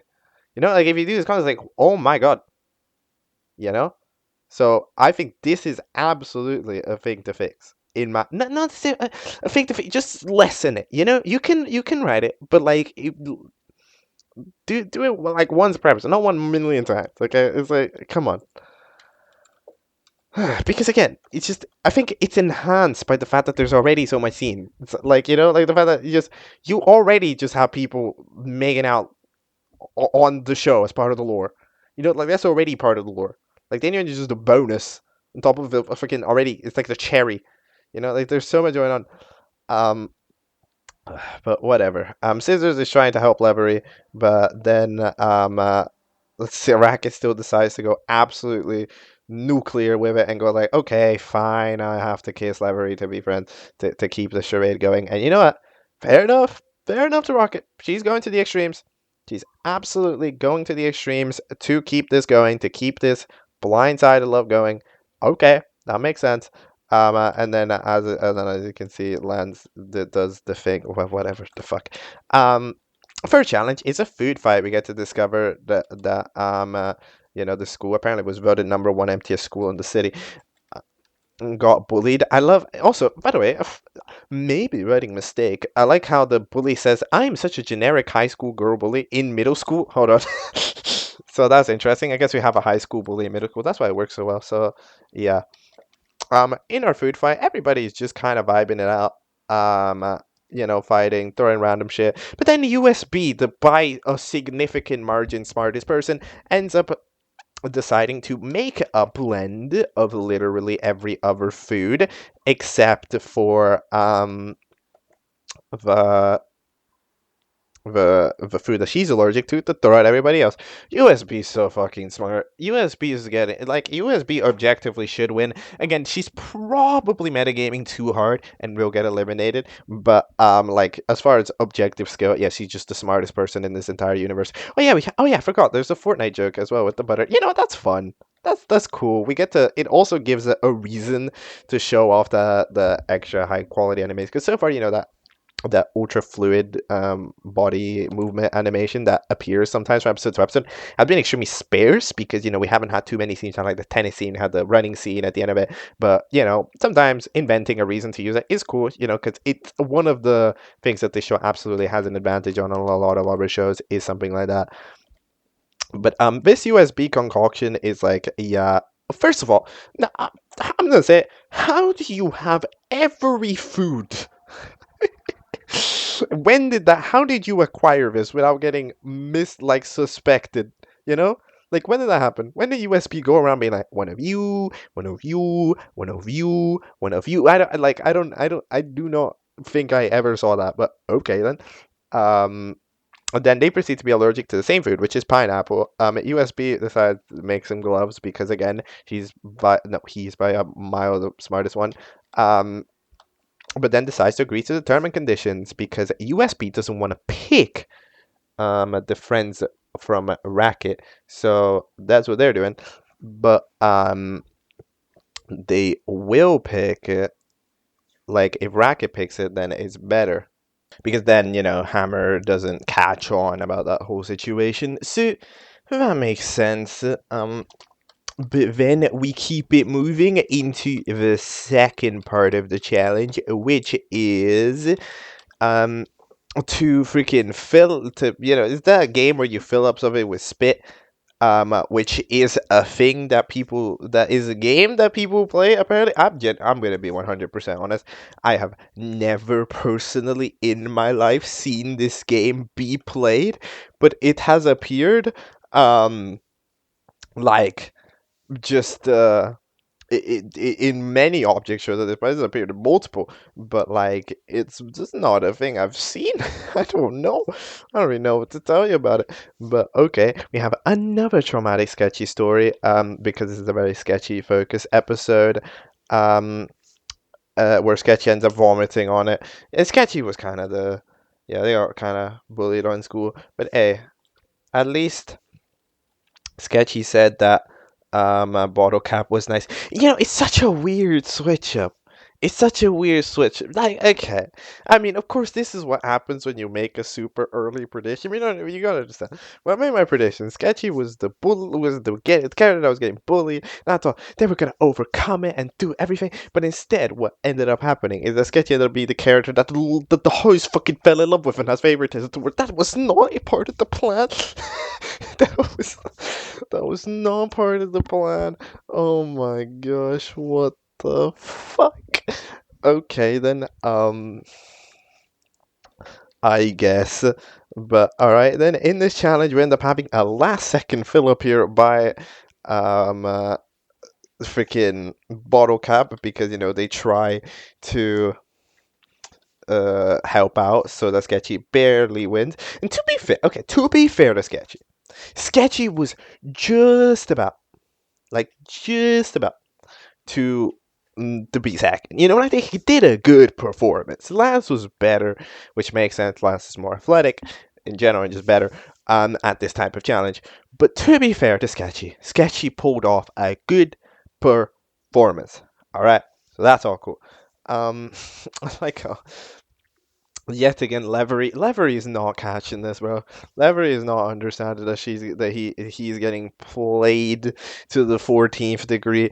But yeah, that's gonna be tough to see. But eventually we end up having, of course, since Plank was recording this whole thing with a camera that they just conveniently had. From the basement, we end up having it. They ask Mystery Box to reverse time. Reverse time. Are we for real? And that's a thing you can do, apparently. Which, by the way, isn't that crazy? You can reverse time? Like, surely. Okay, I always thought, alright? No, okay, hold on. Hear me out. Reverse time shouldn't be allowed. Reverse time shouldn't be allowed, Wish. You wanna know why? Because it affects the Object King. You can reverse time, but not the Object King's time. You're not capable of doing that. So the Object King would be impacted by you reversing time because you're going to change the timeline. And the Object King did not agree to this. So theoretically, I don't think the mystery bosses should be allowed to reverse time because the mystery bosses aren't allowed to interfere with the Mystery King. You can't become more powerful than the Mystery King. You can't do anything to override the Mystery King. Think if the Mystery King puts you in jail and you go like, "Hey, Mystery, fucking reverse time so I'm not in jail." It's like it doesn't work. Like you can't outrun a punishment. It's kind of like when I originally said at MBM, "Yo, like, why don't you say to uncurse yourself?" It's because you probably can't do that. Because no, you can't interfere with anything that the mystery king, that the Object King has said. But I feel like this would be a case that also applies into that. Just saying, because reversing time. But eventually, this used to not reverse time, and we have ourselves the elimination, where the two Plank and Sketchy are up for Elam, and you know what? Sketchy survives the voting, which I'm impressed. I mean, this voting, I'm not sure if, like, the attempt at the timeline switch by Bottle Cap actually switched up this voting, because it could have, maybe. However, it's kind of a difficult situation to really know, because the thing about it is that, like, I mean, the super immunity statue was gonna make it not matter anyways. However, it's like these votes would be so shook. Like you gotta understand. Imagine you're chilling, right? You're just playing your tactic, and then randomly, new knowledge has confirmed that the host is rigging the entire competition because they have a crush on this one guy you don't really care about, and most people actively dislike. Bruh. In a way that would make you like. I thought that Sketchy was over after this, because surely, why would you keep the guy who the host has clear bias and favoritism towards from a tactical level when you can get him out get him out, because the host is going to be like, because at the end of the day, it's going to be a group effort to get him out. So not one person can be targeted by the host next. It's like resentment. So, like, surely the best tactic is to just get them out. So the fact that Plank got more votes to begin with is kind of cooked. What are they doing? Like, of course, I was rooting for my boy Sketchy because I think Sketchy's cool, but like, if from a tactical standpoint, Sketchy should have been gone just from the beginning. The fact that we even needed to use this ultra statue is stupid. Like, there's no, what are we doing? I thought USB was a tactician. USB probably voted for Sketchy. So yeah, that's the thing. Eventually we found out that Top Hat, that Mr. Hat was lied to, and Sketchy says goodbye, and then we have a sad little bottle cap. But we eventually dodge the interview.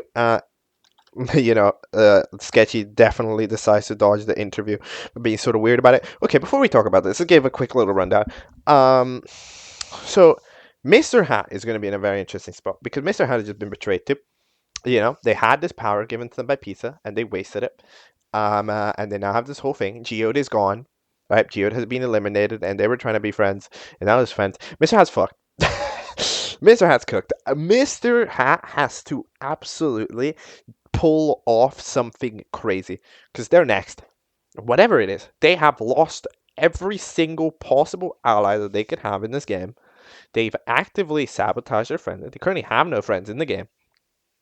They are completely alone, and it is a shambles. Genuinely, I don't know how Mr. Hat is going to survive. It's going to be tough because you can't trust Plank anymore. Nobody else really seems to care about you. So this is bad. This is a bad situation to be in. If you are this fella, if you're this fella, you're cooked. You're done for. Like, it's so over. But okay. So Mr. Has next. But anyways, then we have ourselves a little scene. First of all, I just gotta celebrate a little bit. We got to see F11. They look just as unbelievably normal as you could possibly imagine. I'm sorry. Bro, this is so funny. I'm sorry. F11 key is the girl that's out of everybody. Or the guy, I don't even know. It's just the guy that's out of everybody's league. F11 key? Really? That guy right there. That's the guy who everybody in middle school was like, you had no chance. Like, wait, really? That is so funny. I don't know what it is about. Like, I don't know. I just find it funny. Okay, then. And then everybody else ends up doing that. So we end up having Sketchy come back to Bottle Cap and say, "Hey, I know I don't like you. I don't like you." Okay, I'm sorry. Yet again, it's just this show. The way this show's written is just funny because, like, this was probably written at a normal time of the day because we're actually trying to protect the love language a little bit. Oh, I don't like you. Stop. This, like, you're not in middle school. These people are making out right behind you. Look behind you. Fucking, it's Lance and Brock. Like, what are you, like? It's crazy. But you're in this show, and I don't like you. Like, come on, you can say I don't love you, but all right. You can say the word love. It's fine. You've seen this show, but they're still gonna be friends apparently. And Bottle Cap will, try to not mind, to at least be friends. And they end up going to the EC Greasy. Then eventually, the brain damaged fella of Saki ends up being sent away by the Object King, who happens to be unfortunate. So then they get out. However, we end up seeing right there at the end that there was a burn mark on the Object King's hand. You know what? I think it's because I believe, maybe, that a little bit of light might have reached Saki. I mean, it's the only thing that makes sense, realistically, for how Saki could have possibly gotten those powers, right? It's the only way that makes sense. So, like, it's the only thing that has powers that we know that is, an invention by USB to like do this, you know? So, that's kind of the thing that I'm gonna be saying because it's gotta be. So the Object King will probably now know, or at least notice, but it doesn't seem like Saki themselves notice this. So that's gonna be interesting. Object King will have plenty of time to find out a way because, like, Object King is gonna try to murder Saki. I mean, that's probably what's going on over in this plotline because, like, Saki is extremely fragile because of the way that they're weak. They're not thinking about their wife, and they're not really up for anything. And the thing is, they know that they're powerful, but they don't know why or how or what they can do with it, right? Which means that the Object King that's had fucking 1,000 years of experience with this, will find a way to stop them. That's pretty much what's going on, and that's unfortunate. Okay. I will join you next morning. I said I wanted to do this tonight, but I can't. It's like 2 in the morning when I finish recording this. So, like, if I actually talk to you about 10A, it's gonna be 2 in the morning when I finish, and I just can't do that. I'm in an apartment, by the way. So, very sorry, apartment people upstairs. I'm just yapping to you about Sketchy. I really hope you can't hear me. So, yeah, let's watch 10A. Socks to suck. Let's go. Hello, it's the next day and I have just watched MBMB 10A.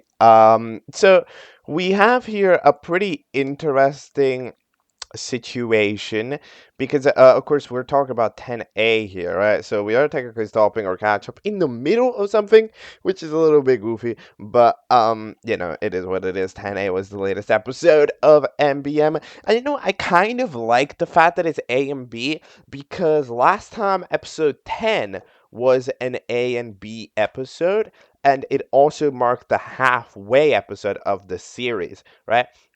Which made it somewhat deserve the status of an episode that can get A and Bs, because it was longer, right? So in this case, I mean, I don't know if there's going to be 20 episodes. However, having an A B split on episode 10 as well, just like the last season, is something that I enjoy as a concept. Whether it was on accident or it wasn't on accident, I'm going to be honest, I don't really know. But either way, I think that is kind of cool. So yeah. So we pick up here with Saki, which ends up talking to the other Saki because basically what has been going on is that they swap memories apparently. Because every time that there's a bonk on the head, you sort of steal some of their memories.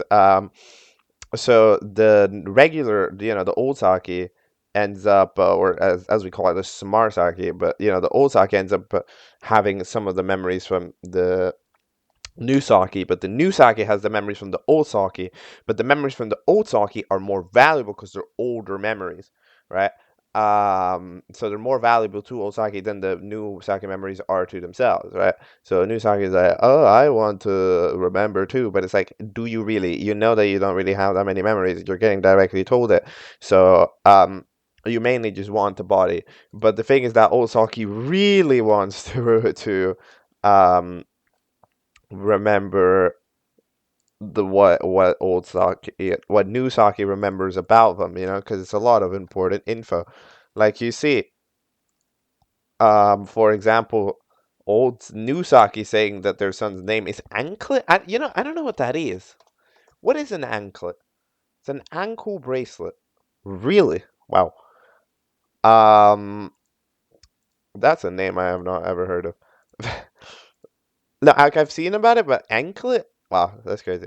Anyways, okay, first of all, I just like the idea that, by the way, just saying, new Saki is not obligated to tell the truth at any time. Like, we're not forced to do that. Did you know? Right? Did you know? Because that is, a thing. So, they could have just lied. Maybe their son's name isn't Anklet. Saying, but they seem to be truthful-ish enough because when you say the name, the Osaki sort of remembers it back again, right? So I believe that is true, even though that yes, technically we could be lying. So yeah, we'll go with that. Then we have ourselves the challenge, which is to guess the price of an item. Okay, is the price is right, which is a show. You get an item, you have to guess the price of it, and the two people who get the furthest out do a mini challenge based on another reality show. Honestly, we're using up a lot of reality shows here, so it'll be interesting to see how many. I mean, of course, there's an infinite amount of reality shows, but at some point it's going to become complicated to know the list. So Rubik's Cube, the best character in the world, and Hot Sauce are going to be presenting the items. Meanwhile, heading to the city is Bottle Cap. A Bottle Cap has important stuff to do in the city, and you know what they actually do? For once, I thought for a moment I thought they were just gonna go with to go hang out with Sketchy or something, right? Like it was gonna be something like that. But no, they actually are doing something important in the city because they were doing the group therapy session. Dog Collar and Peanut are absolutely the most like, bro. You understand? Peanut is getting like Peanut has gone from smartest scientist in the room to getting offended by Dog Collar like on the minutely, and I think that is very funny. Like, what type of sign? Yes, you randomly were like, oh yes, I'm gonna be all tough to dog color. I'm gonna go like, yo, you don't exist. You're like irrelevant. You're like your memories aren't real. You are a lie. And it's like, yeah, obviously, dog collar now was gonna put a target on you because you said the worst thing that you could possibly say at any moment, you know? But it's like, how are you offended? I thought you were smart enough to be not offended, by dog collar. Like, you literally just said that this guy is like, that this fella, this girl, I don't even remember. It's been a day, okay? Is, you literally just said that she's a lie, okay? A literal lie who has no memories, and you're telling me that you're getting offended by the person who you just said has no memories, therefore doesn't have enough life experience, and therefore doesn't matter. Like, that's pretty much what you said. You said they don't matter. So why do you care that much? I don't. It's still so funny. But okay. Meanwhile, in this group therapy, we end up having a rejoin challenge. So the rejoin challenge, I believe, is a Jenga match after a couple of people quit. However, then Frisbee ends up, which by the way is also a scientist because their parents just was like, "Yo, son, would you like to build a recovery machine?" So I guess they were doing that. Um, so they end up doing the Frisbee ends up going in to make a machine, which by the way is called the plot device, which I think is that's a fun gag. I like that guy. That's a cool gag because it's a plot device. Yes, okay. Then the first challenge, Mr. Hackett's out over Sticky. The second, which is a crate of TNT, which you can buy apparently. I love seeing the freaking answers to this. Like, what do you mean? Did you really get $1,000 for a crate of TNT? Lance, are you for real? Are you for real? But then they tell each other their deepest fears with scissors to, have a bonding moment. Or Lance is on chill mode now. You see, like Lance has figured it out. Lance has figured out chill mode. They didn't know chill mode because they weren't programmed to by the Object King, but they're sort of figuring it out. They tell each other the darkest fears. Apparently, Scissors is afraid of dogs. Same, same. I just demolished the audio manager of Audacity with that clap. That clap was way too strong. Same. Shout out Scissors, okay? Relatable to only me, because everybody else loves dogs. But like, only me. I actually agree. Actually, I'm scared of dogs as well, to a certain extent. So I think that's. Let's go. I mean, the Lance's deepest fear is apparently very, very funny. So all right then. Then old Saki ends up regenning with new Saki. However, the caveat ends up being that the old Saki will keep the body. No, the new Saki will keep the body. Sorry, I'm having them the wrong way around. The dumb Saki will keep the body with the power in it. The dark power apparently. So they eventually decide to do that. So as they decide to do that, they end up saying, "No, I don't care." I'm sorry. This quote is so unbelievably funny because this is like exactly the type of like that type of quote where it's like it's exactly the type of quote that I would say when describing a situation in like a sarcastic way. Well, yeah, so Dom Saki just says it themselves. Sorry, but I actually lied and I don't care. I want to get revenge on all of you for that thing I can't remember, but can remember that I want revenge for. So now I will be trashing your city now. Goodbye. Like it's such a that is literally quote for quote what they said, I think, except for the goodbye.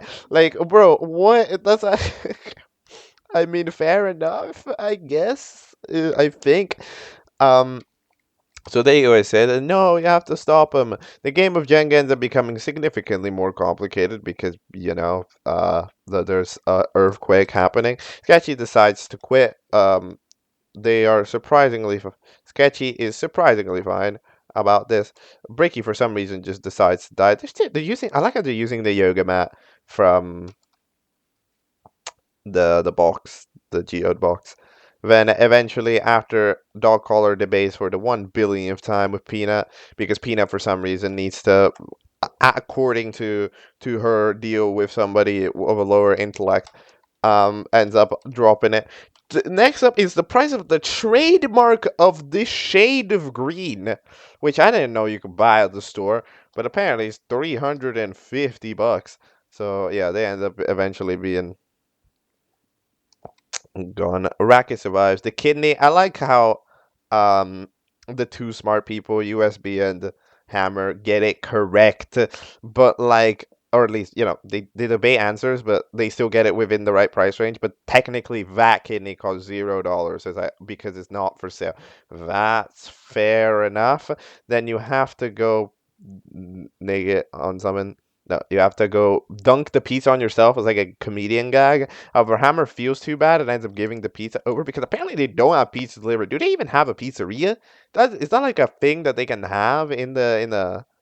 I don't know. It's an interesting question. USB just does it because USB has no sense of self worth. Um, Marble is apparently worth pi, which is 3.14. Slevery misspells pi. So that's interesting. Racket, I'm sorry. $80,000? That's, you think marble's worth that much? Are you for real right now? What in the world? I'm sorry. Are you like Rubik's Cube? What are you doing? Okay, anyways, they debate on who presses the button first. Lavery does also want to win, so and Racket gets upset that, Lavery isn't gonna immediately bow down every time. Then we have a dog, which is worth $200 apparently. So, all right then. Then we have a guess the predator, which last event's a pretty good tactic. Hey, MBM wasn't airing if you can't watch MBM if you're in jail, and apparently it's the most popular show in the mountain region. That's why the Object King has made a sequel. So then the predator would be the guy who wasn't there. So, all right, that's unfortunate. They are now in jail. And in the meantime, they will take an elevator in a fun house, a weird house, and eventually you have to deal with this. So, immediate ideas, of course, for the current rhetoric is that we have to stop Saki. We really need. I still don't really know why we don't use the boxes. It's like, come on, use like. Well, you can't use the box. Like, you can try. I just don't understand how it's not even a tactic, right? Like, you don't have powers. If you go over there, you're going to get disintegrated. You know? Like that is going to happen because you are not omega powerful like them. So you're like, even if you get up to the roof, yeah, you two are just going to be dead. Okay? Yeah. And it's so weird because, like, yo, you're not in the recovery machine. You can't die. And this guy's like, no, I'm going to go anyway. And like, stop. Bottle cap, please. Understand. This is more like you can't just go, oh, okay, you want to die? Okay, yeah, you can die. No, stop. Like, what is this? What are we doing here? This is weird. But okay. Um, but yeah, I don't really know why mystery or box are never called into question here. Like, they because they're the only way that bottle cap has any, or frisbee or anybody has any power on the sorry, yeah, I was saying bottle cap was getting up there. Sorry, it was frisbee that was getting up there with Saki. But like either way, we need the request of the mystery boxes at the end of the day. Like, go talk to bottle cap or something, because like we really need it. And I mean, Frisbee knows where Bottle Cap is because we're doing a fucking challenge. You know, like, you know where they are. Go ask for the bot. Like, hey, we need the boxes to stop them. You know, maybe the boxes aren't gonna work. Okay, because Saki also has some light or dark power that the mystery boxes have. Right, so it's always possible that Saki has more and can interject it. But at the same time, it's more important, you know, for that to be a thing. Because yeah, you know. Also, by the way, isn't nobody registered into the recovery machine? Because it's it's only contestants or something. Wasn't that a something? Or did I? Is that a different thing? Or is it like the mystery recovery machine? But anyway, I would just try to ask for mystery, because if you go up there, you are going to die. It's a 100% likelihood that that is going to happen. You know, so I don't really know how that works. Like, you're not gonna be able to fucking speak words to them. So like, you can't say anything because they don't have a life they don't have a life to keep. Basically, it's like you can debate them. Oh, you can do better than this. You're eventually gonna get killed and stuff. But it's like, but you don't have, like, unlike the other fellas, you don't, the old dumb Saki doesn't have a life to uphold, right? Which means that they can just go be evil, right? Because they don't have regret. They don't have self worth in any, like, they don't just have that. So it just ends up being complicated, in that aspect. So yeah, that's gonna be tough. And then that's the episode. I mean, of course, it's a 10A, so of course we can't talk about eliminations and all that stuff, but it'll be interesting. So we end up having ourselves the contestants for the current rhetoric. So let me just quickly give us a quick rundown of who I think is making it far. So I remember I originally thought Sketchy would make it to the top three. That ended up being not true. I blame Bottle Cap, but eventually here in this episode, who do I think can make it far? I feel like Hammer is that type of character that is gonna get led by the show so much that eventually they just survive. They feel like that type of character that, despite going through like the mud, everybody trying to play on them and them trying to play on everybody and just absolute chaos. They feel like the type of character that's making a finale. One of Lance and one of Lance and Racket probably makes a finale here, right? Um, I feel like Lance would be a good character to make to the finale. Like, they get along, they've learned, they've done good stuff, right? Um, because the thing about Levery and Racket is that they're debating themselves so much, but they eventually probably get out. Like, as soon as this relationship upholding doesn't work, um, it probably means that they both get out. Either Lever get out first, or Racket eventually realizes they betrayed and they get out. Mr. Hans is on thin legs, just the thinnest ice of the century. They've got no friends in the game, and they're eventually just getting out. So they're not really, like, them getting to the finale would be a clutch up of the century.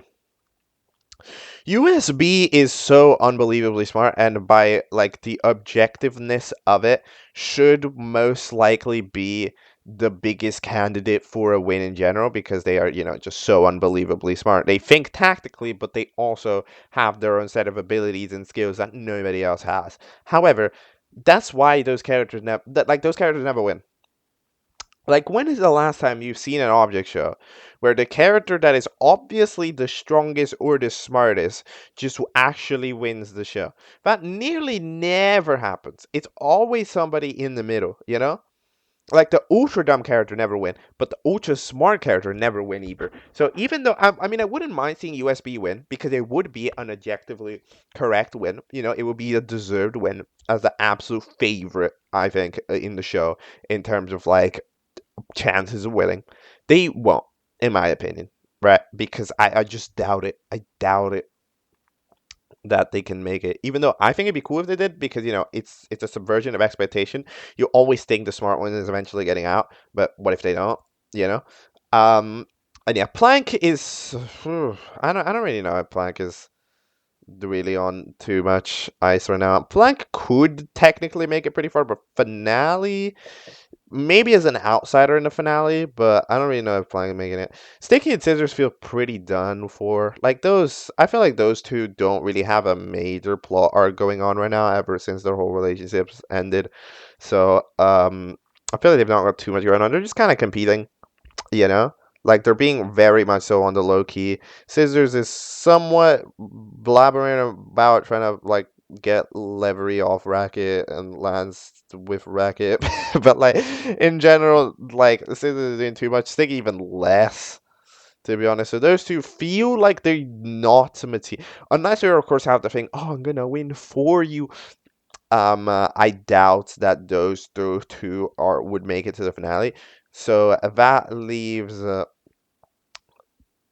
Lance Hammer, and then let's say it's a region. No, let's not say it's a region. Let's say it's a debutant. Because is there going to be a debut in this season? Probably. I mean, there wasn't the other one. There's always one around episode like 13, usually. That type of area. I don't remember when it happened in MBM. No, it happened in episode 11. Okay. It was actually episode 11 that it happened. So maybe if it's episode 11, we're due time. Although there was a rejoin here. But I think the rejoin happened episode 11 as well, the other time, right?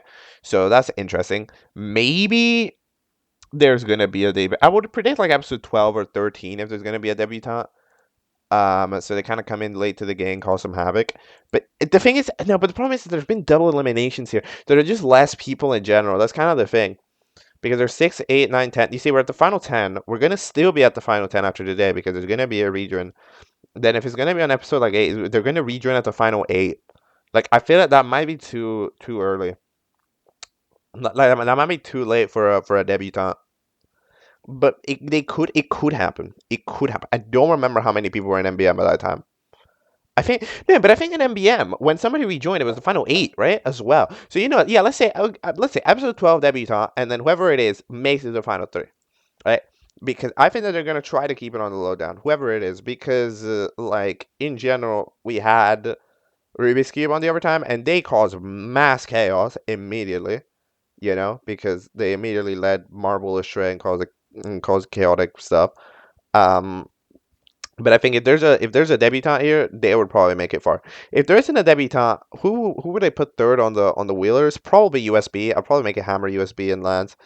Um, uh, but eventually, I don't really know. No, I don't. It's USB. No, USB wasn't making a final. I don't know. They're too good. They're literally too smart to make a final 3. Like they're too smart to make a final. I feel like something is gonna go terribly wrong because this is just how these shows are written. So yeah, maybe it'd be one of the two. Maybe it'd be Sticky. Maybe Sticky would end up winning for CD or something.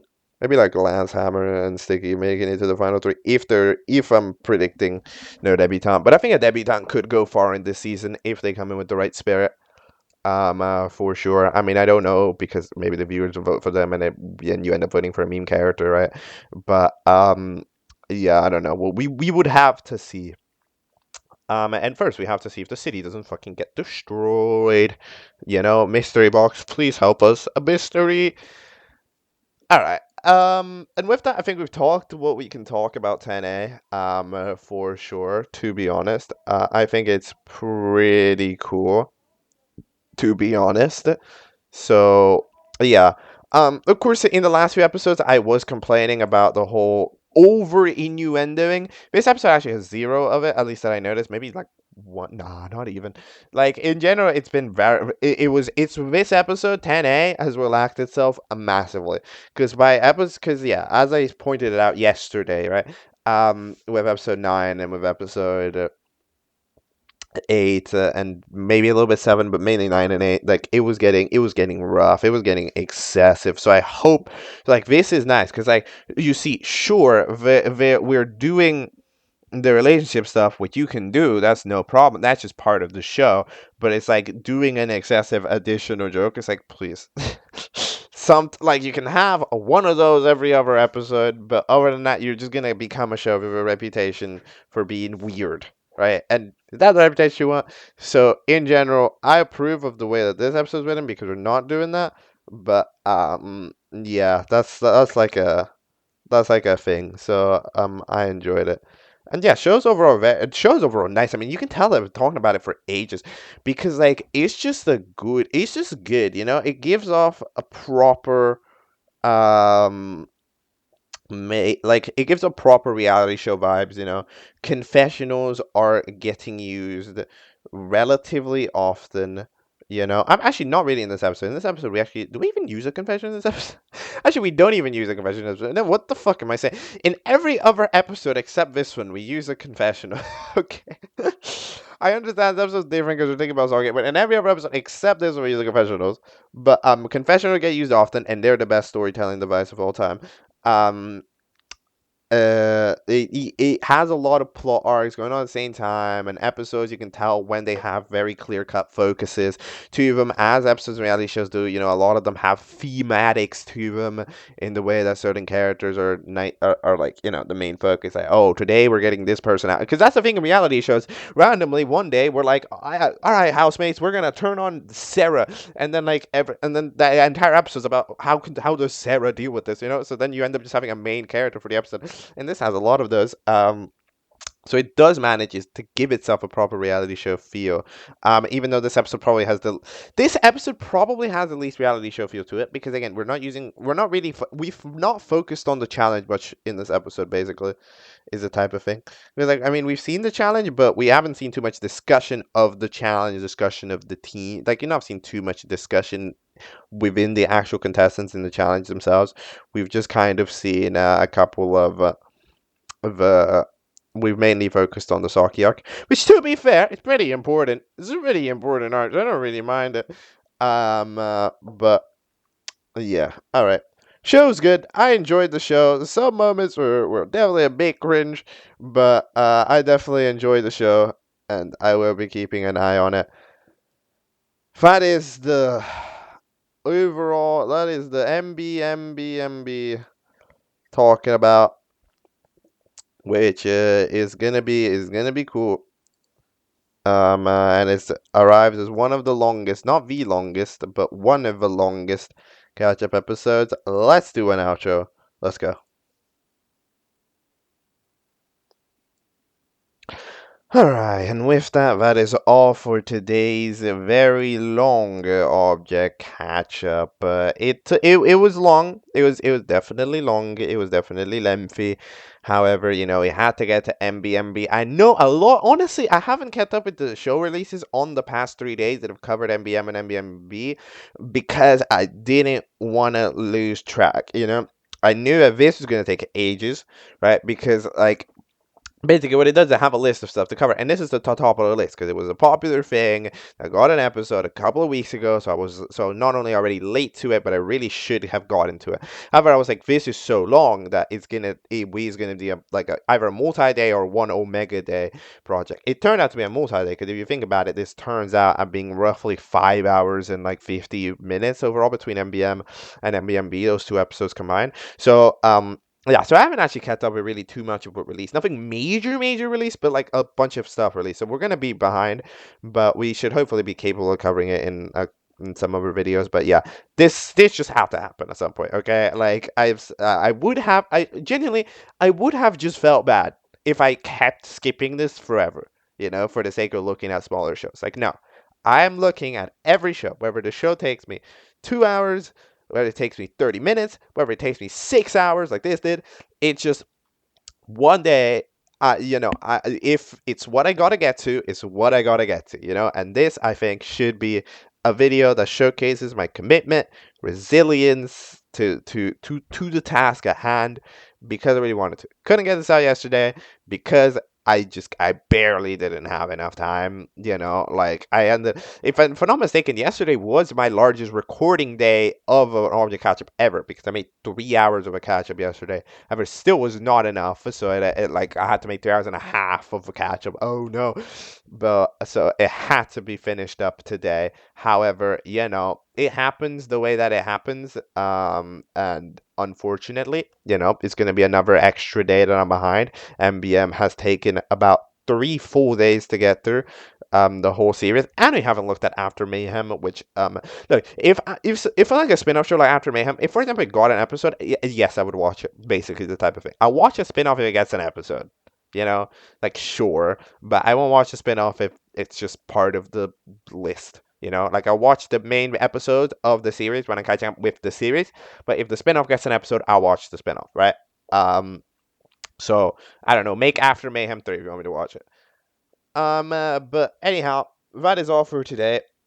A little bit of a different time release than usual. For MBM and then the MBMB timeline and MBMB and Mystery Box Madness better and all of these stuff, we're all caught up. Goodbye.